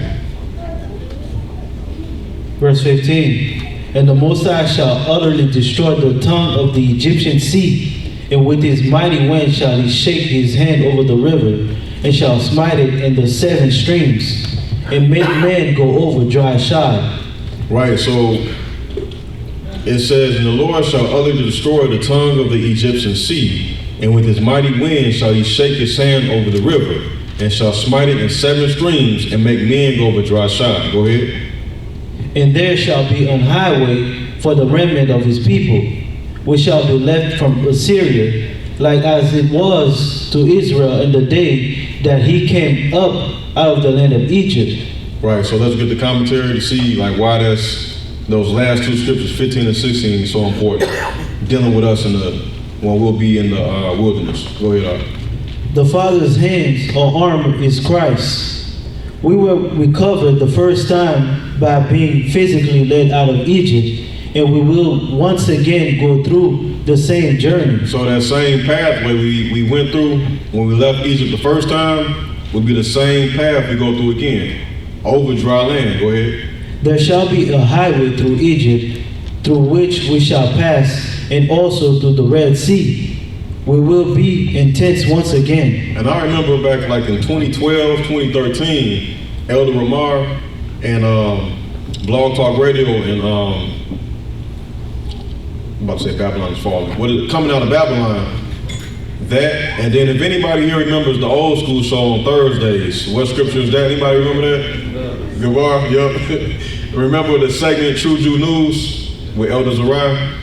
So Elder Zariah and Elder Ramar used to report a few times about how over there the water is actually drying up already, just because of natural just because of nature, the water's already starting to dry up. So check that out. So let's get Isaiah 4 and 4.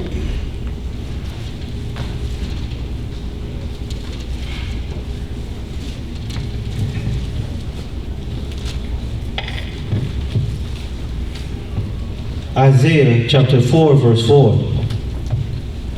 When the Messiah shall have washed away the filth of the daughters of Zion, and shall purge the blood of Jerusalem from the midst thereof by the spirit of judgment and by the spirit of burning, the Messiah will create upon every dwelling place of Mount Zion and upon her assemblies a cloud of smoke by day and a shining of flaming fire by night.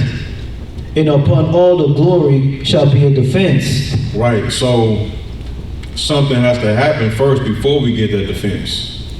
The Most High has to purge and get those impurities out of our people. Mm-hmm. Right, go ahead. Verse 6. And there shall be a tabernacle for a shadow in the daytime from the heat, and for a place of refuge, and for a cover from storm and from rain. Right. And I don't know if anybody was out last night, right? Yeah. I was coming from my parents' house, me and Zadie, I'm like, I can't have my baby girl in this weather, what am I doing? You know, we was leaving my parents' house. This is about 8 o'clock out there, and I was almost feeling for Brother Yataz and Yeshaya because they had to come back out that way, leaving by, the Shabbat. And the whole Lincoln Highway was flooded. And I was like, this is crazy. And I heard thunder that sounded like explosions, but I'm like, this place is getting judged with this crazy weather, these crazy weather patterns. You reap what you sow. If you want to go over there, go up there, and it brought more understanding, like your sins have even reached into the heavens. Like y'all messing with the weather. What do you expect is gonna happen? What do you expect is gonna happen? You trying to mess with Mother Nature, with some stuff going on that you think you understand, but you don't understand. You messing with the Most High's creation, weather. You're gonna get judged. It's these violent storms, these violent, crazy storms. It was so much rain, it was crazy. So, hey, we're gonna see a lot of crazy stuff, but guess what? It's gonna be for a tabernacle, for a shelter in the daytime from the heat, and for a place of refuge, and for a cover from storm and from rain. So we'll also get protected by these crazy weather patterns we're gonna start seeing from so-called global warming. Go ahead. I just wanted to say from Friday Shabbat class, when we were driving back home, we was driving, we seen people's houses, like their lawns flooded. They were flooded, and like it was this whole road, Right. all the way up to their house. Wow. And I wouldn't be surprised if we see just a lot of just weather damage in Chicago. Chicago is wicked. Chicago is wicked. You got to get humble some way. But the pride, still not realizing what's going on, not realizing that even my daughter understand, that's the Most High talking when the thunder's coming down. We know with severe weather and things like that what's really going on, how he sent the tempest and the whirlwind and the earthquakes and the fire. Hey, so let's get the commentary out. There will be another cloud over us like doing our journey out of Egypt the first time, which will lead us and protect us from the harsh elements. Right, there's going to be some very harsh elements. And these people know it because they keep making these movies, Geostorm and all this. It's part of the propaganda with global warming, but no, it's them messing with weather. And also the Most High judges through weather. What's the time, man? All right, 5:44. We're going to hit the last set of scriptures. Everybody can write this down. Isaiah 27 and 12 through 13, so verses 12 and 13.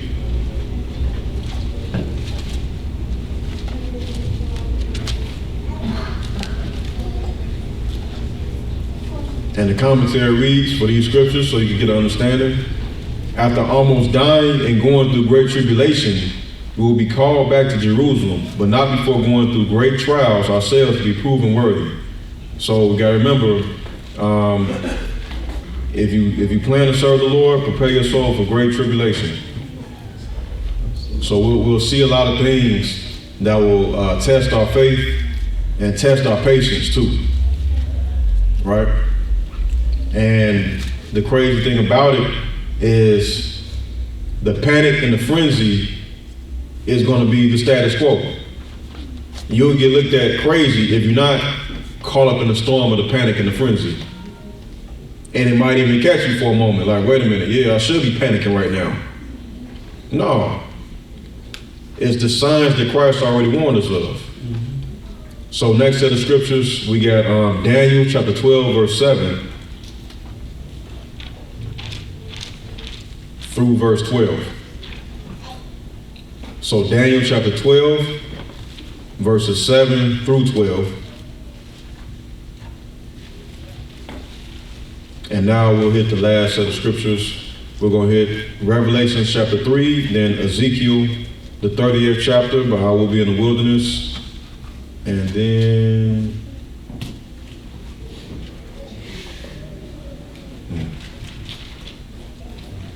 yeah, we'll get through it.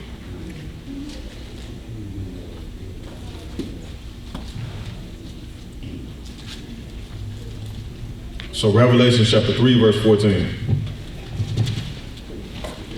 You said, what's the time, Mark? All right, can you see if they needed like a warning for time or something? For how much time they need, yeah. And if they need like a heads up, how long of a heads up they need. So we're in Revelation chapter 3, verse 14.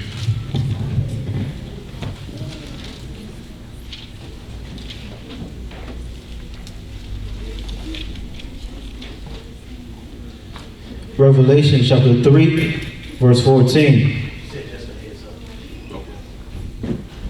And unto the angel of the church of the Laodiceans write, these things said, Amen, and the fruitful and true witness, the beginning of the creation of the Most High. I know thy works, that thou art neither cold nor hot. I would that thou wert cold or hot. So then, because thou art lukewarm, and neither cold nor hot, I will spew thee out of my mouth. Right, so what better warning or what better wisdom can you get other than the beginning of the creation of the Most High, being Christ, right? It says, I know thy works, that thou art neither cold nor hot.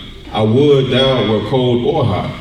So then, because thou art lukewarm and neither cold nor hot, I will spew thee out of my mouth. Because what happens when you're lukewarm? You can't be trusted. You're double-minded. It's an old cliche, like, I can trust a dog that's known to bite. I can trust a dog that already has a reputation of biting. I can trust a thief. He's gonna steal. I already know what they expect from him. I can trust a robber. I know what they expect from him. But the lukewarm, that hungry soul we read about earlier, you don't know. They're liable to tear down everything in the heat of the moment because they didn't get their way. Or they got tempted. Or they got a deal, 30 pieces of silver. Right? The lukewarm. So Christ can't trust the lukewarm.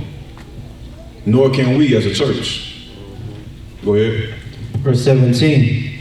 Because thou said, I am rich, and increase with goods, I have need of nothing, and knowest not that thou art wretched, and miserable, and poor, and blind, and naked. And also, as far as us not being able to trust the lukewarm as a church, not labeling anybody here lukewarm, just saying, we have to protect this church. And not taking lukewarm as, all right, brother, you done missed a few Shabbats. I think you're lukewarm right now. No. Because lukewarm, you don't know who's lukewarm until everything hits the fan. In reality. So we always got to be patient with each other and not be having an evil eye trying to see who the lukewarm is. You know what I'm saying? Because ultimately it's Christ who has the parameter on how to, pick and choose who's lukewarm. So, there's that fair share we want to go ahead. Verse 18. I counsel thee to buy of me gold tried in the fire, that thou mayest be rich. Right, I'm sorry. Let's read verse 17 one more time. That's real key. Okay. Verse 17. Because thou sayest, I am rich, and increase with goods, I have need of nothing, and knowest not that thou art wretched, and miserable, and poor, and blind, and naked. So, few things going on here. How are you rich and poor at the same time? You're not rich in the spirit. And then also Christ said, who shall be blessed? The poor. And remember Elder Gabar broke it down. What did that mean? You was begging for righteousness. You was begging for faith. So Where's your faith at? Your faith is in the works of your hands. Your faith is in, these riches that you have so much stock in. And believe it or not, somebody else told you the value of these things anyway. They created the value of these things. I didn't know the value of polo until I saw the price tag in the store. Like, oh, I must value this because it's over $50. Right? Just something simple as that. I didn't value, certain things until it was put in front of me, and I was put in a situation where I had to covet this and put it in my mind like, okay, man, this must be what I need to shoot for. This must be the end all be all. This must mean I'll be safe and fine if I have this. Right? Go ahead, Doc. Verse 18. And also, if here's another thing. If you have a lot of goods, how are you naked and how are you blind?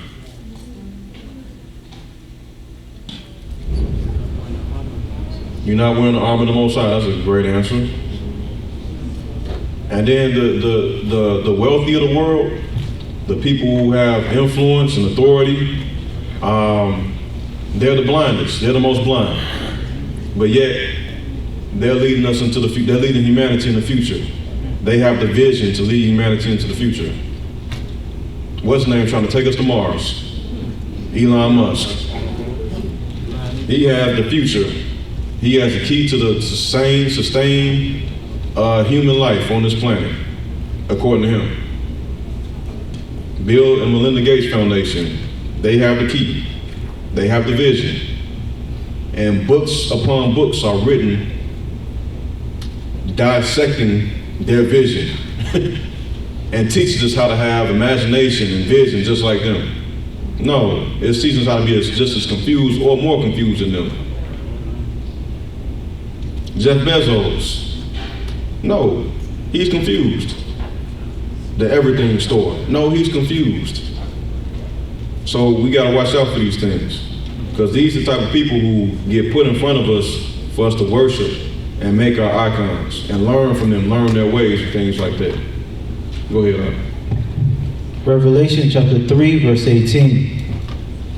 I counsel thee to buy of me gold tried in the fire, that thou mayest be rich, in white raiment, that thou mayest be clothed. Right, so the gold that we need to buy, the type of currency that we need to be using is the gold from Christ. It's already been tried in the fire.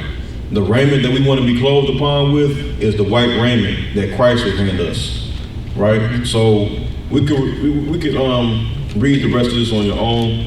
Read through verse 22. Let's get the commentary. Just like gold is tried in the fire to get rid of the impurities, we will go through great trials in this earth before receiving great glory and honor. Right, so we're going to skip through Ezekiel, but write it down. Ezekiel chapter 38, verse 8, all the way through verse 23. And this is how the nations will come against us. Remember we went over earlier, like how we'll have great substance and we'll have more than enough. We'll have so much substance that the nations will be jealous of it and be trying to attack us and rob us. But we'll be protected, right? So you can read the commentary for that. So after the sword has purged the land of Israel, see verse 8, we will once again dwell in the unwalled villages. Just like it read in Zechariah, in the unwalled villages. Because we won't have any borders. We'll be in unwalled villages. But actually we'll have borders. The borders of fire. Go ahead. And other nations at that time will see our prosperity and attempt to rob us, even though they know the Messiah gave us such prosperity. Christ will then come down with a wall of fire to destroy all of them and leave them for the birds. Right. If you read the scriptures, Ezekiel and Isaiah, it's a lot of birds who are being created. Right? Let's get John chapter 7, verse 1. And it says, here is an example of what Christ did on tabernacles. And the funny thing about it, we wouldn't even know. I mean, we get the same scriptures pounded down our throats that we don't even realize that tabernacles is in the New Testament. Dedication is in the New Testament. As foreign as those words sound to us, like dedication, tabernacles, what is that? It's in the New Testament. So it's to show you it's a protocol on how to actually teach the Bible on a Sunday.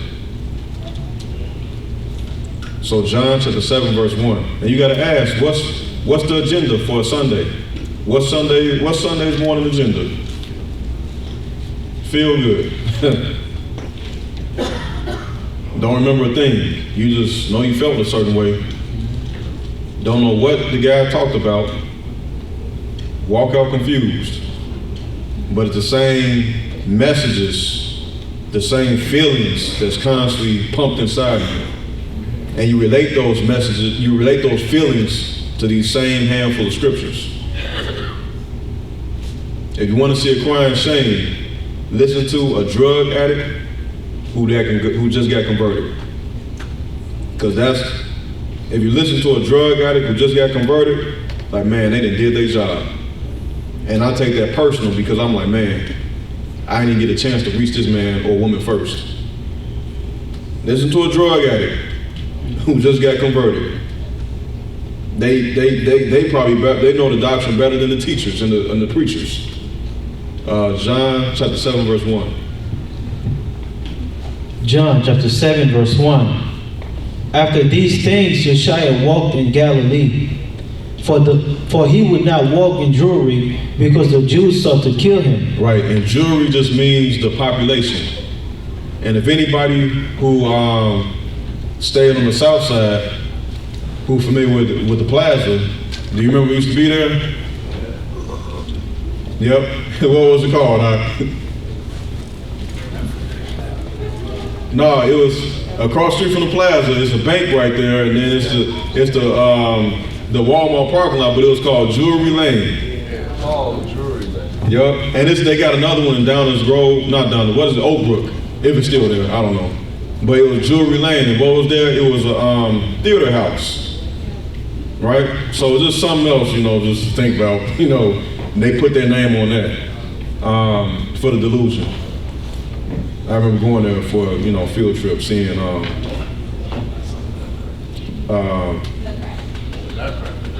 what was it? The reason why I'm bringing this up, because what's the one when they're inside the well? Pinocchio. But the main thing I remember is the lights and everything. It was a light show, and I remember it was just the feel. It was hypnotizing. I was like 5 years old. So Jewelry Lane, wizardry, hypnotizing light show. That's what I remember, the lights being hypnotized. But John chapter 7 verse 1.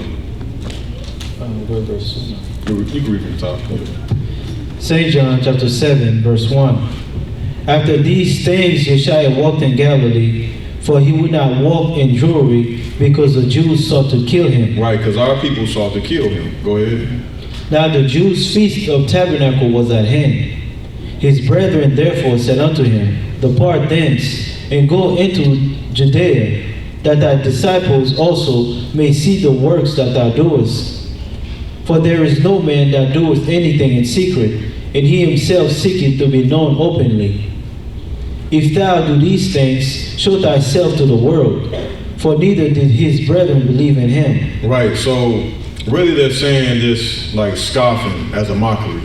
Like another, tempting him again. Once again, Christ, his whole life was him being mocked and tempted. Go ahead. Then Yeshua said unto them, My time is not yet come, but your time is always ready. The world cannot hate you, but me it hateth, because I testify of it, that the works thereof are evil. Go ye up unto this feast, and I go not up yet unto this feast, for my time is not yet full to come. When he had said these words unto them, he abode still in Galilee. But when his brethren were gone up, then went he also up unto the feast, not openly, but as it were in secret. Then the Jews sought him at the feast, and said, Where is he? Right, so he's the talk of the town. And if it's a high holy day, because remember, You're supposed to be there.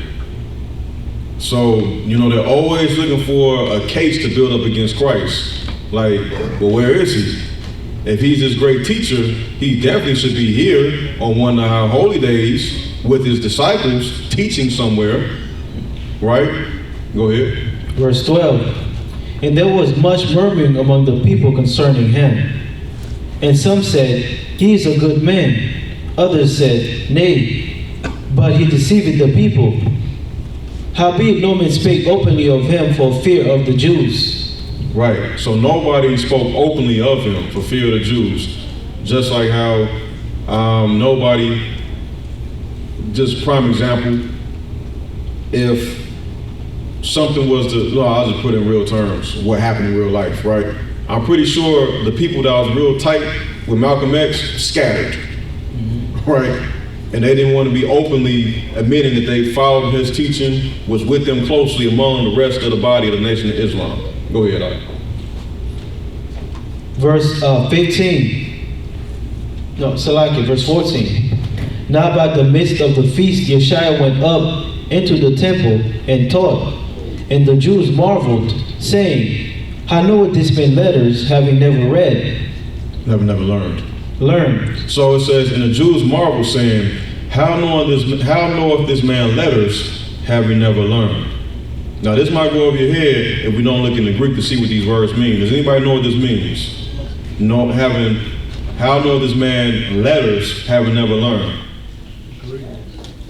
Excuse me? Degrees or not degrees, but When you look at letters, it's going into doctrine.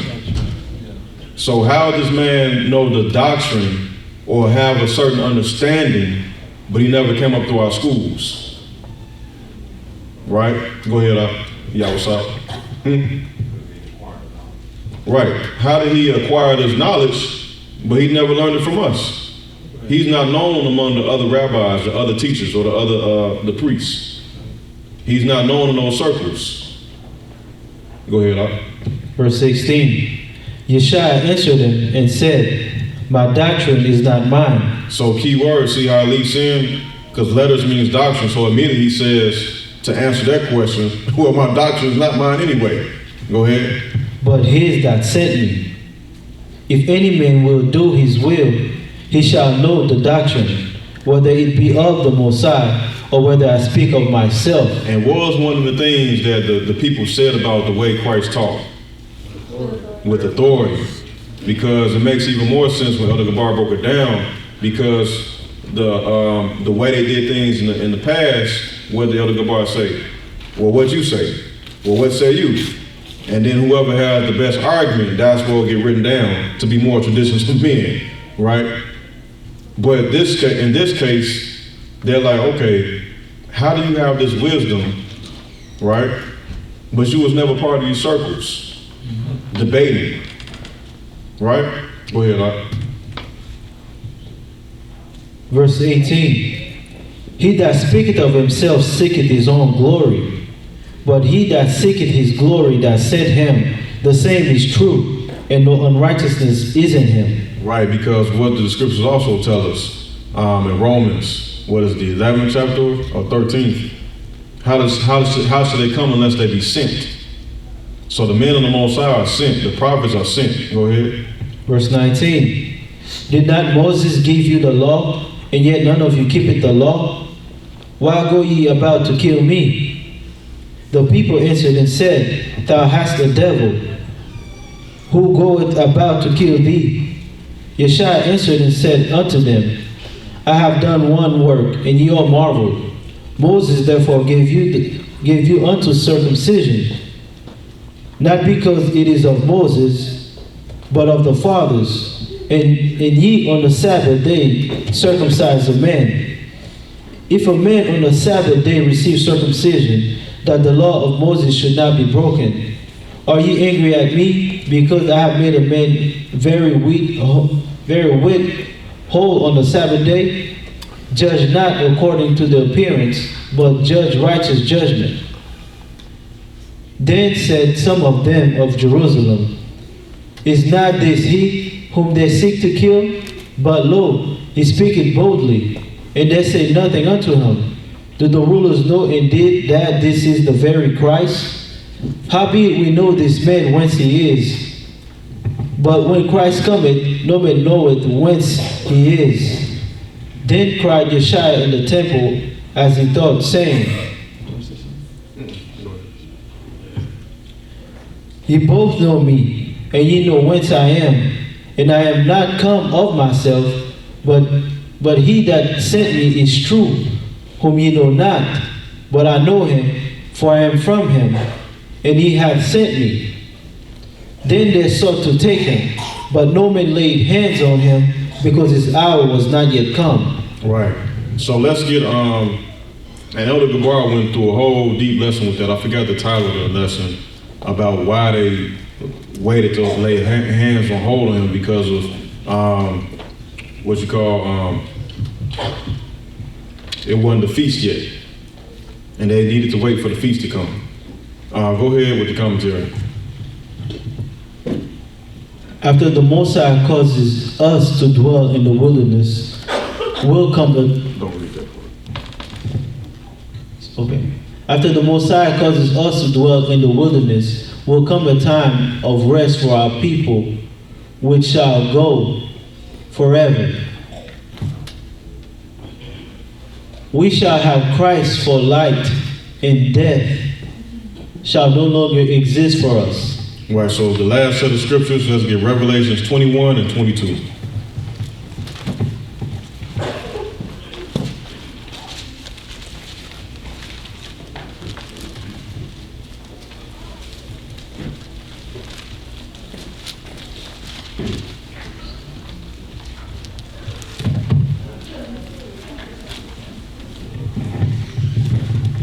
That's Revelation chapter 21, verse 22.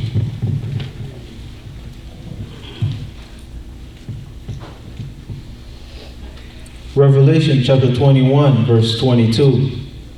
And I saw no temple therein, for the Most High Power Almighty and the Lamb are the temple of it.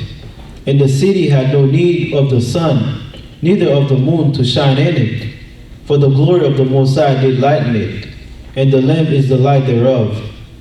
And the nations of them which are saved shall walk in the light of it, and the kings of the earth do bring their glory and honor into it. And the gates of it shall not be shut at all by day, and there shall be no night there. And there shall bring the glory and honor of the nations into it. And there shall in no wise enter into it at anything that defile it, neither whatsoever worketh abominations, or maketh a lie, but they which are written in the Lamb's book of life. Right. And remember, Kohala went over, I can't remember if I was the one teaching or he was teaching, but he was saying, like, remember to be happy that we are written in the book of life. And we still got a chance while we're written in that book of life. So let's get the commentary. Enjoy this holy day, as it is a good time. And if you wonder what part I'm referencing part of the gospel when the disciples was trying to figure out why they couldn't. The disciples was excited because they was able to cast out devils, but Christ responded like, don't be happy because you can cast out devils. Be happy because you're written in the book of life. Go ahead, Art. Enjoy this holy day, as it is a good time to get our people into the mindset that we will once again dwell in the wilderness, Most High willing, and be free from the overwhelming temptations of the world to finally bring peace into our vexed spirit. Right, so we got to realize, like, this is, the wilderness, like I was saying earlier, it's a time where we no longer overwhelmed with the temptations of the world, because no sooner as we get home Monday, right? Gotta check my emails. But guess what the Most High did? Nope. My phone still don't work. He made me sit down. Like, no, man, sit down. Be still. Get into the scriptures. Think, right? And ain't all about all this moving. sit down, be still, think, right? So with that, enjoy your feast, and we love you all. Shalom. Shalom.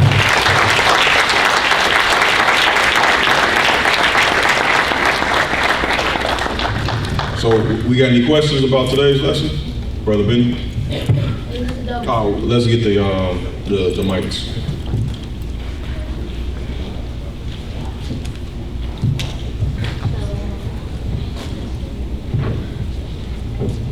Test. Shalom. Shalom. I was asking if it would be a double Sabbath. Yep, Khan. So it is a double Sabbath, meaning that when the sun goes down, they'll be going into that 8th day of the feast. So we supposed to still treat that as a Sabbath, and to the best of our ability, I know certain things is how this world works. Stay away from servile work. So if you're able to just, not work, be at home, treat it like a Shabbat like you normally would, watch some classes, read some scriptures, families, this would be a good time to, gather around, talk to your kids, husband, wives, talk, there you go, right? Yep. You got something? Oh. Yes, ma'am.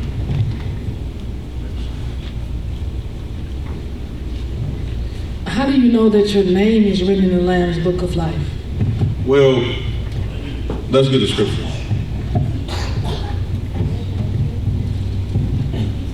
Because that's a good question. Well, you know what? We don't even need to get that. I'll just recap what Christ said.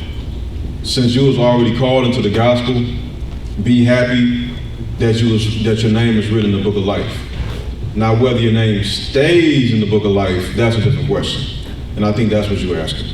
So we don't know that our book will stay in the book of life, but by us being called into the gospel like Christ said, we know that it's in there. So it's up to us to follow the laws, follow Christ's words, to let our name stay in that book. Because what we just read here in Revelations, verse 27, it says, "And there shall no wise enter into it anything that defileth, neither whatsoever worketh abomination or maketh a lie, but they that which are written in the Lamb's book of life." So these are the guidelines. We like Elder Ricard said, I forget what lesson it is, if it was a lesson or blog talk, but maybe it was the living in uncertain times. To a certain degree, we can control our destiny because we got the free will to make a choice. So that's the best way I can answer your question. Okay. Say it. Yeah, and Elder Ricard once mentioned that it's our sin that would sometimes phase our name out of the book of life. So the more you sin, the less life you have, in yourself, basically. You can phase yourself out of the book. Anybody else? All right, so, okay, we got a question, Sister Jay.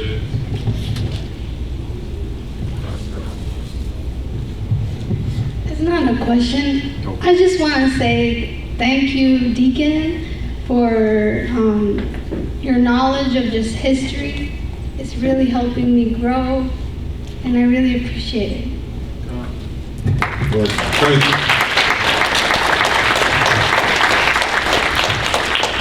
Yeah, thank you, and all praises, thank you, all praises. Anybody else? Brother, y'all, what's up?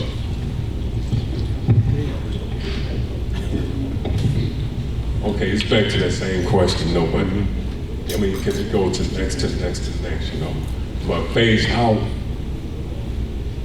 book of life, phase out, what does, you mean by that? Yeah, with the brother, man, I'll let you go, and I'll go after you.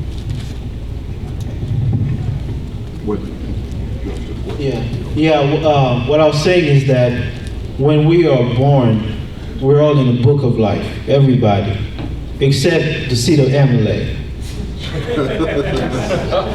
Disclaimer. Disclaimer, yeah. So now when we're in the world,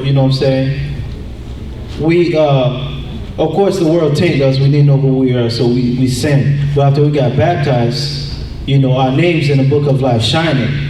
But the more you sin, the more you go back to the world, being unrepentant, your name basically fades out. Right, and then I'll add to that just, cause I know, the way the Spirit moves sometimes with some of these topics, it just gets doom and gloom, doom and gloom, doom and gloom. And the Spirit kind of moves from this side of the room, snakes all the way. So the scriptures tell us that charity covers the multitude of sins. And 1 Corinthians 13 went over on Day of Atonement. Read that about charity, because charity is the key. And charity is the essence of the gospel. Why Christ had to come in the first place, how to have that love for one another. Okay? Yes, ma'am. Yes, I have a question about the Tabernacle, because I was under the impression when I was going out there, I thought we was going to be in these tents and we wasn't supposed to do nothing. Right. And when that rain came, Sister Helen said, Pauline, what's with all this rain? I said, you know what, maybe it's meant for us to be still. So I started reading, I heard this boom, and I was like, oh, you know what, I think we are supposed to be still. Because I was under the impression we was going to go out here and learn how to start a fire and fish, and I was just under the impression, I'm like, wow, everybody out here having a good time? Like, what is really going on? So I had misinterpretations of the Sabbath.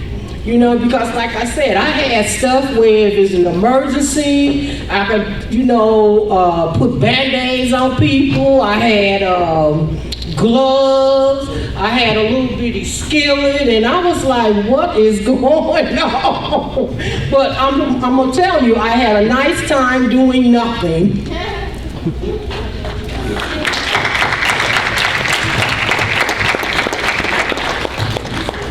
Yeah, as far as us hearing the boom and being still after the boom, right?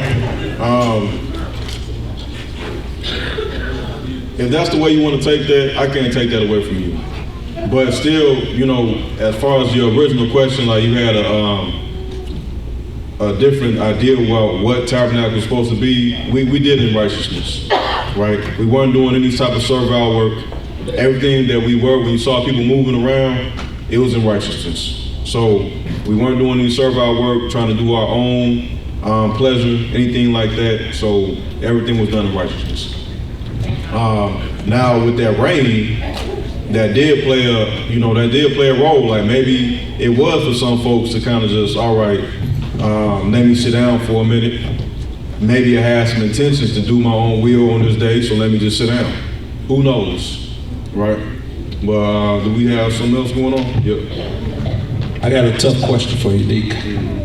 So, thinking back when you first started at the school on Jeffrey, that was the first church, right? Right.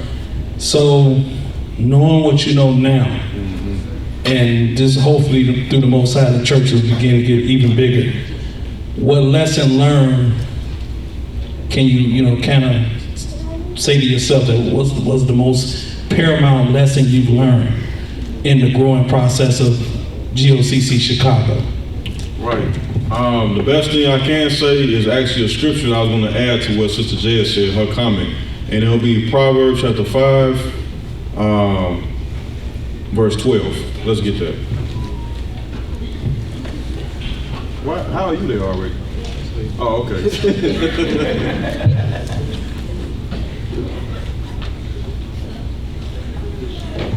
So Proverbs chapter 5, verse 12. Proverbs chapter 5, verse 12. And say, how have I hated instruction, and my heart despised reproof? Right, so what I learned the most is that it's a loop that you go in. And the loop is your choice. It's a constant loop of beating your head against the same wall, beating the same dead horse. It says, how have I hated instruction, and my heart despised reproof? Verse 13. And have not obeyed the voice of my teachers, nor inclined my ear to them that instructed me. Right, not saying that I've just gone off the wall completely and disregarded what the elders had to say or bringing you know, my own doctrine or my own philosophy into things or anything like that. I've never done that. But pride gets in the way where you think that your way is better. And you might think that your plan is better. But no, the Most High set up these men, AKA our elders, for a reason. And these the men, and I notice it.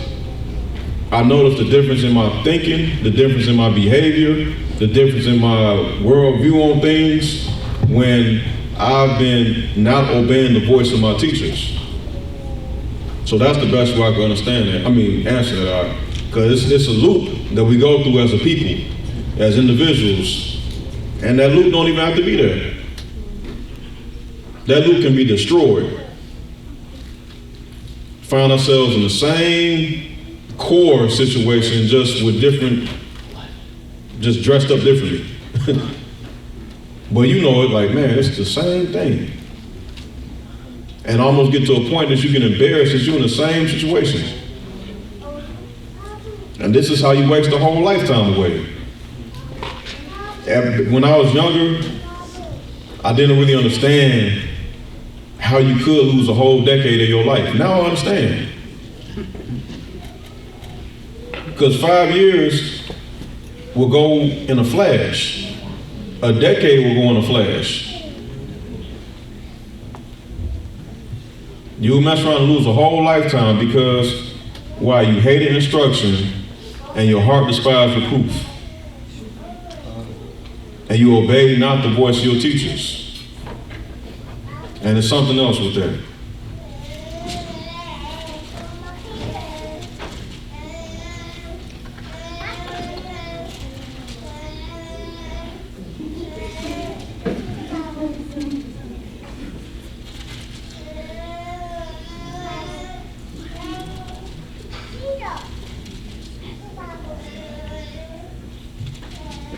I think it's chapter 16.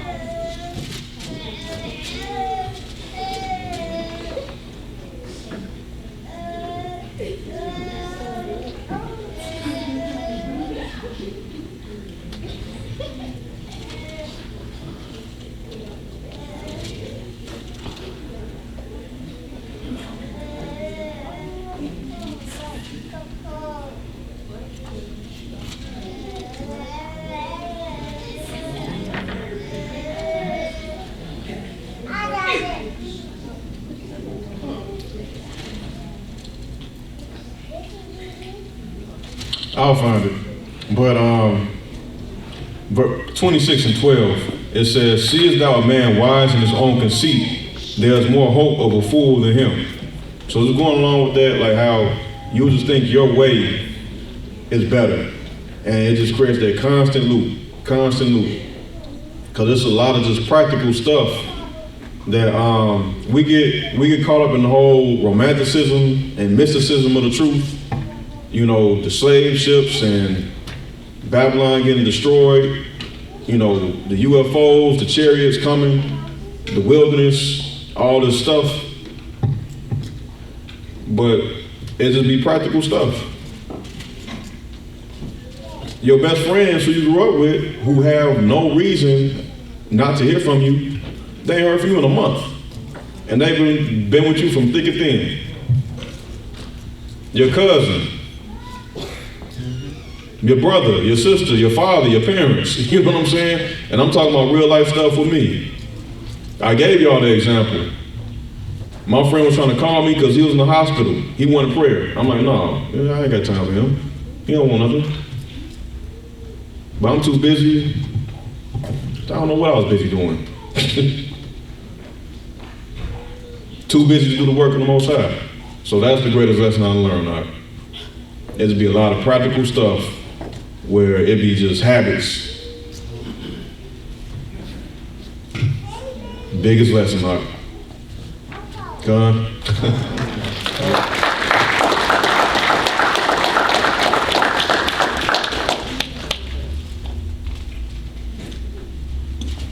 If only I could find the scripture. That's another lesson, right? Stop speed reading when you're trying to find scriptures. But another one. chapter 16, verse 26. He that laboreth, laboreth for himself, for his mouth craveth of him. You laboring for your own thing. You're not laboring to build. You laboring to feed your own belly and to feed your own mouth. Another lesson I learned, all right? But I really need to find this other one.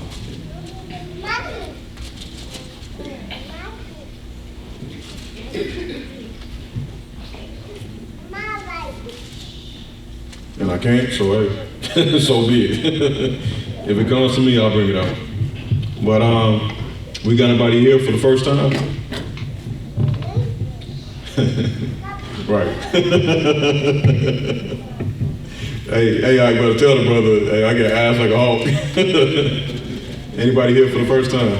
Yep, yes, sir.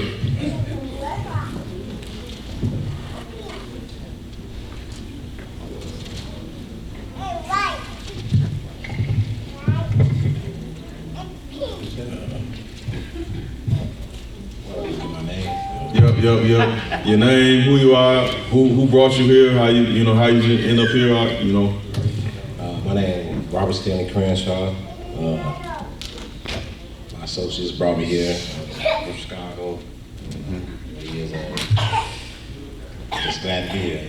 Yep, right on.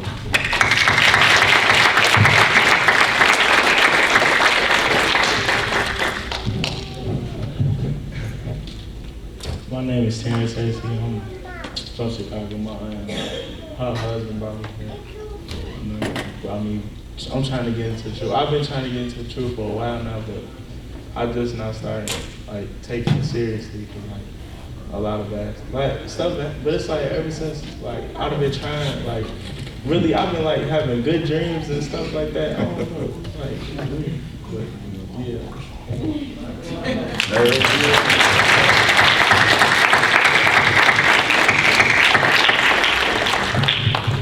Anybody else here for the first time? Yeah, I believe that's it. But let's oh, my bad. What's up? I just wanted to say something before you was about to do that. Yeah, there was a scripture I wanted to bring out that I thought probably pertaining to. It's in Sirach though. I don't know if it's in this one. But it's Sirach 37 verse 19, and it says, "There is one that is wise and teacheth many, and yet is unprofitable to himself."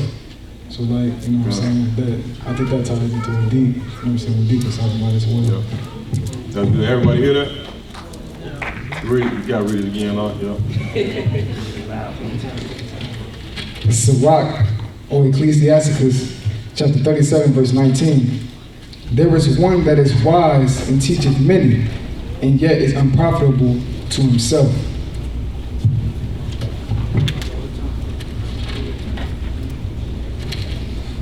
All right, so before we move forward, we just gotta recognize Adawan over there in the Adawanites.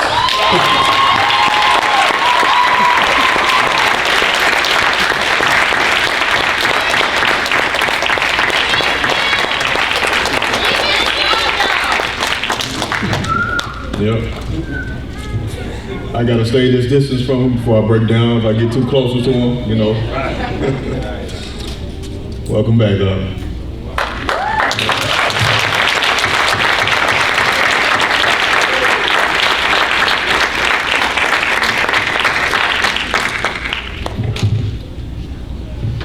All right. I heard you get emotional when your wife is pregnant, so,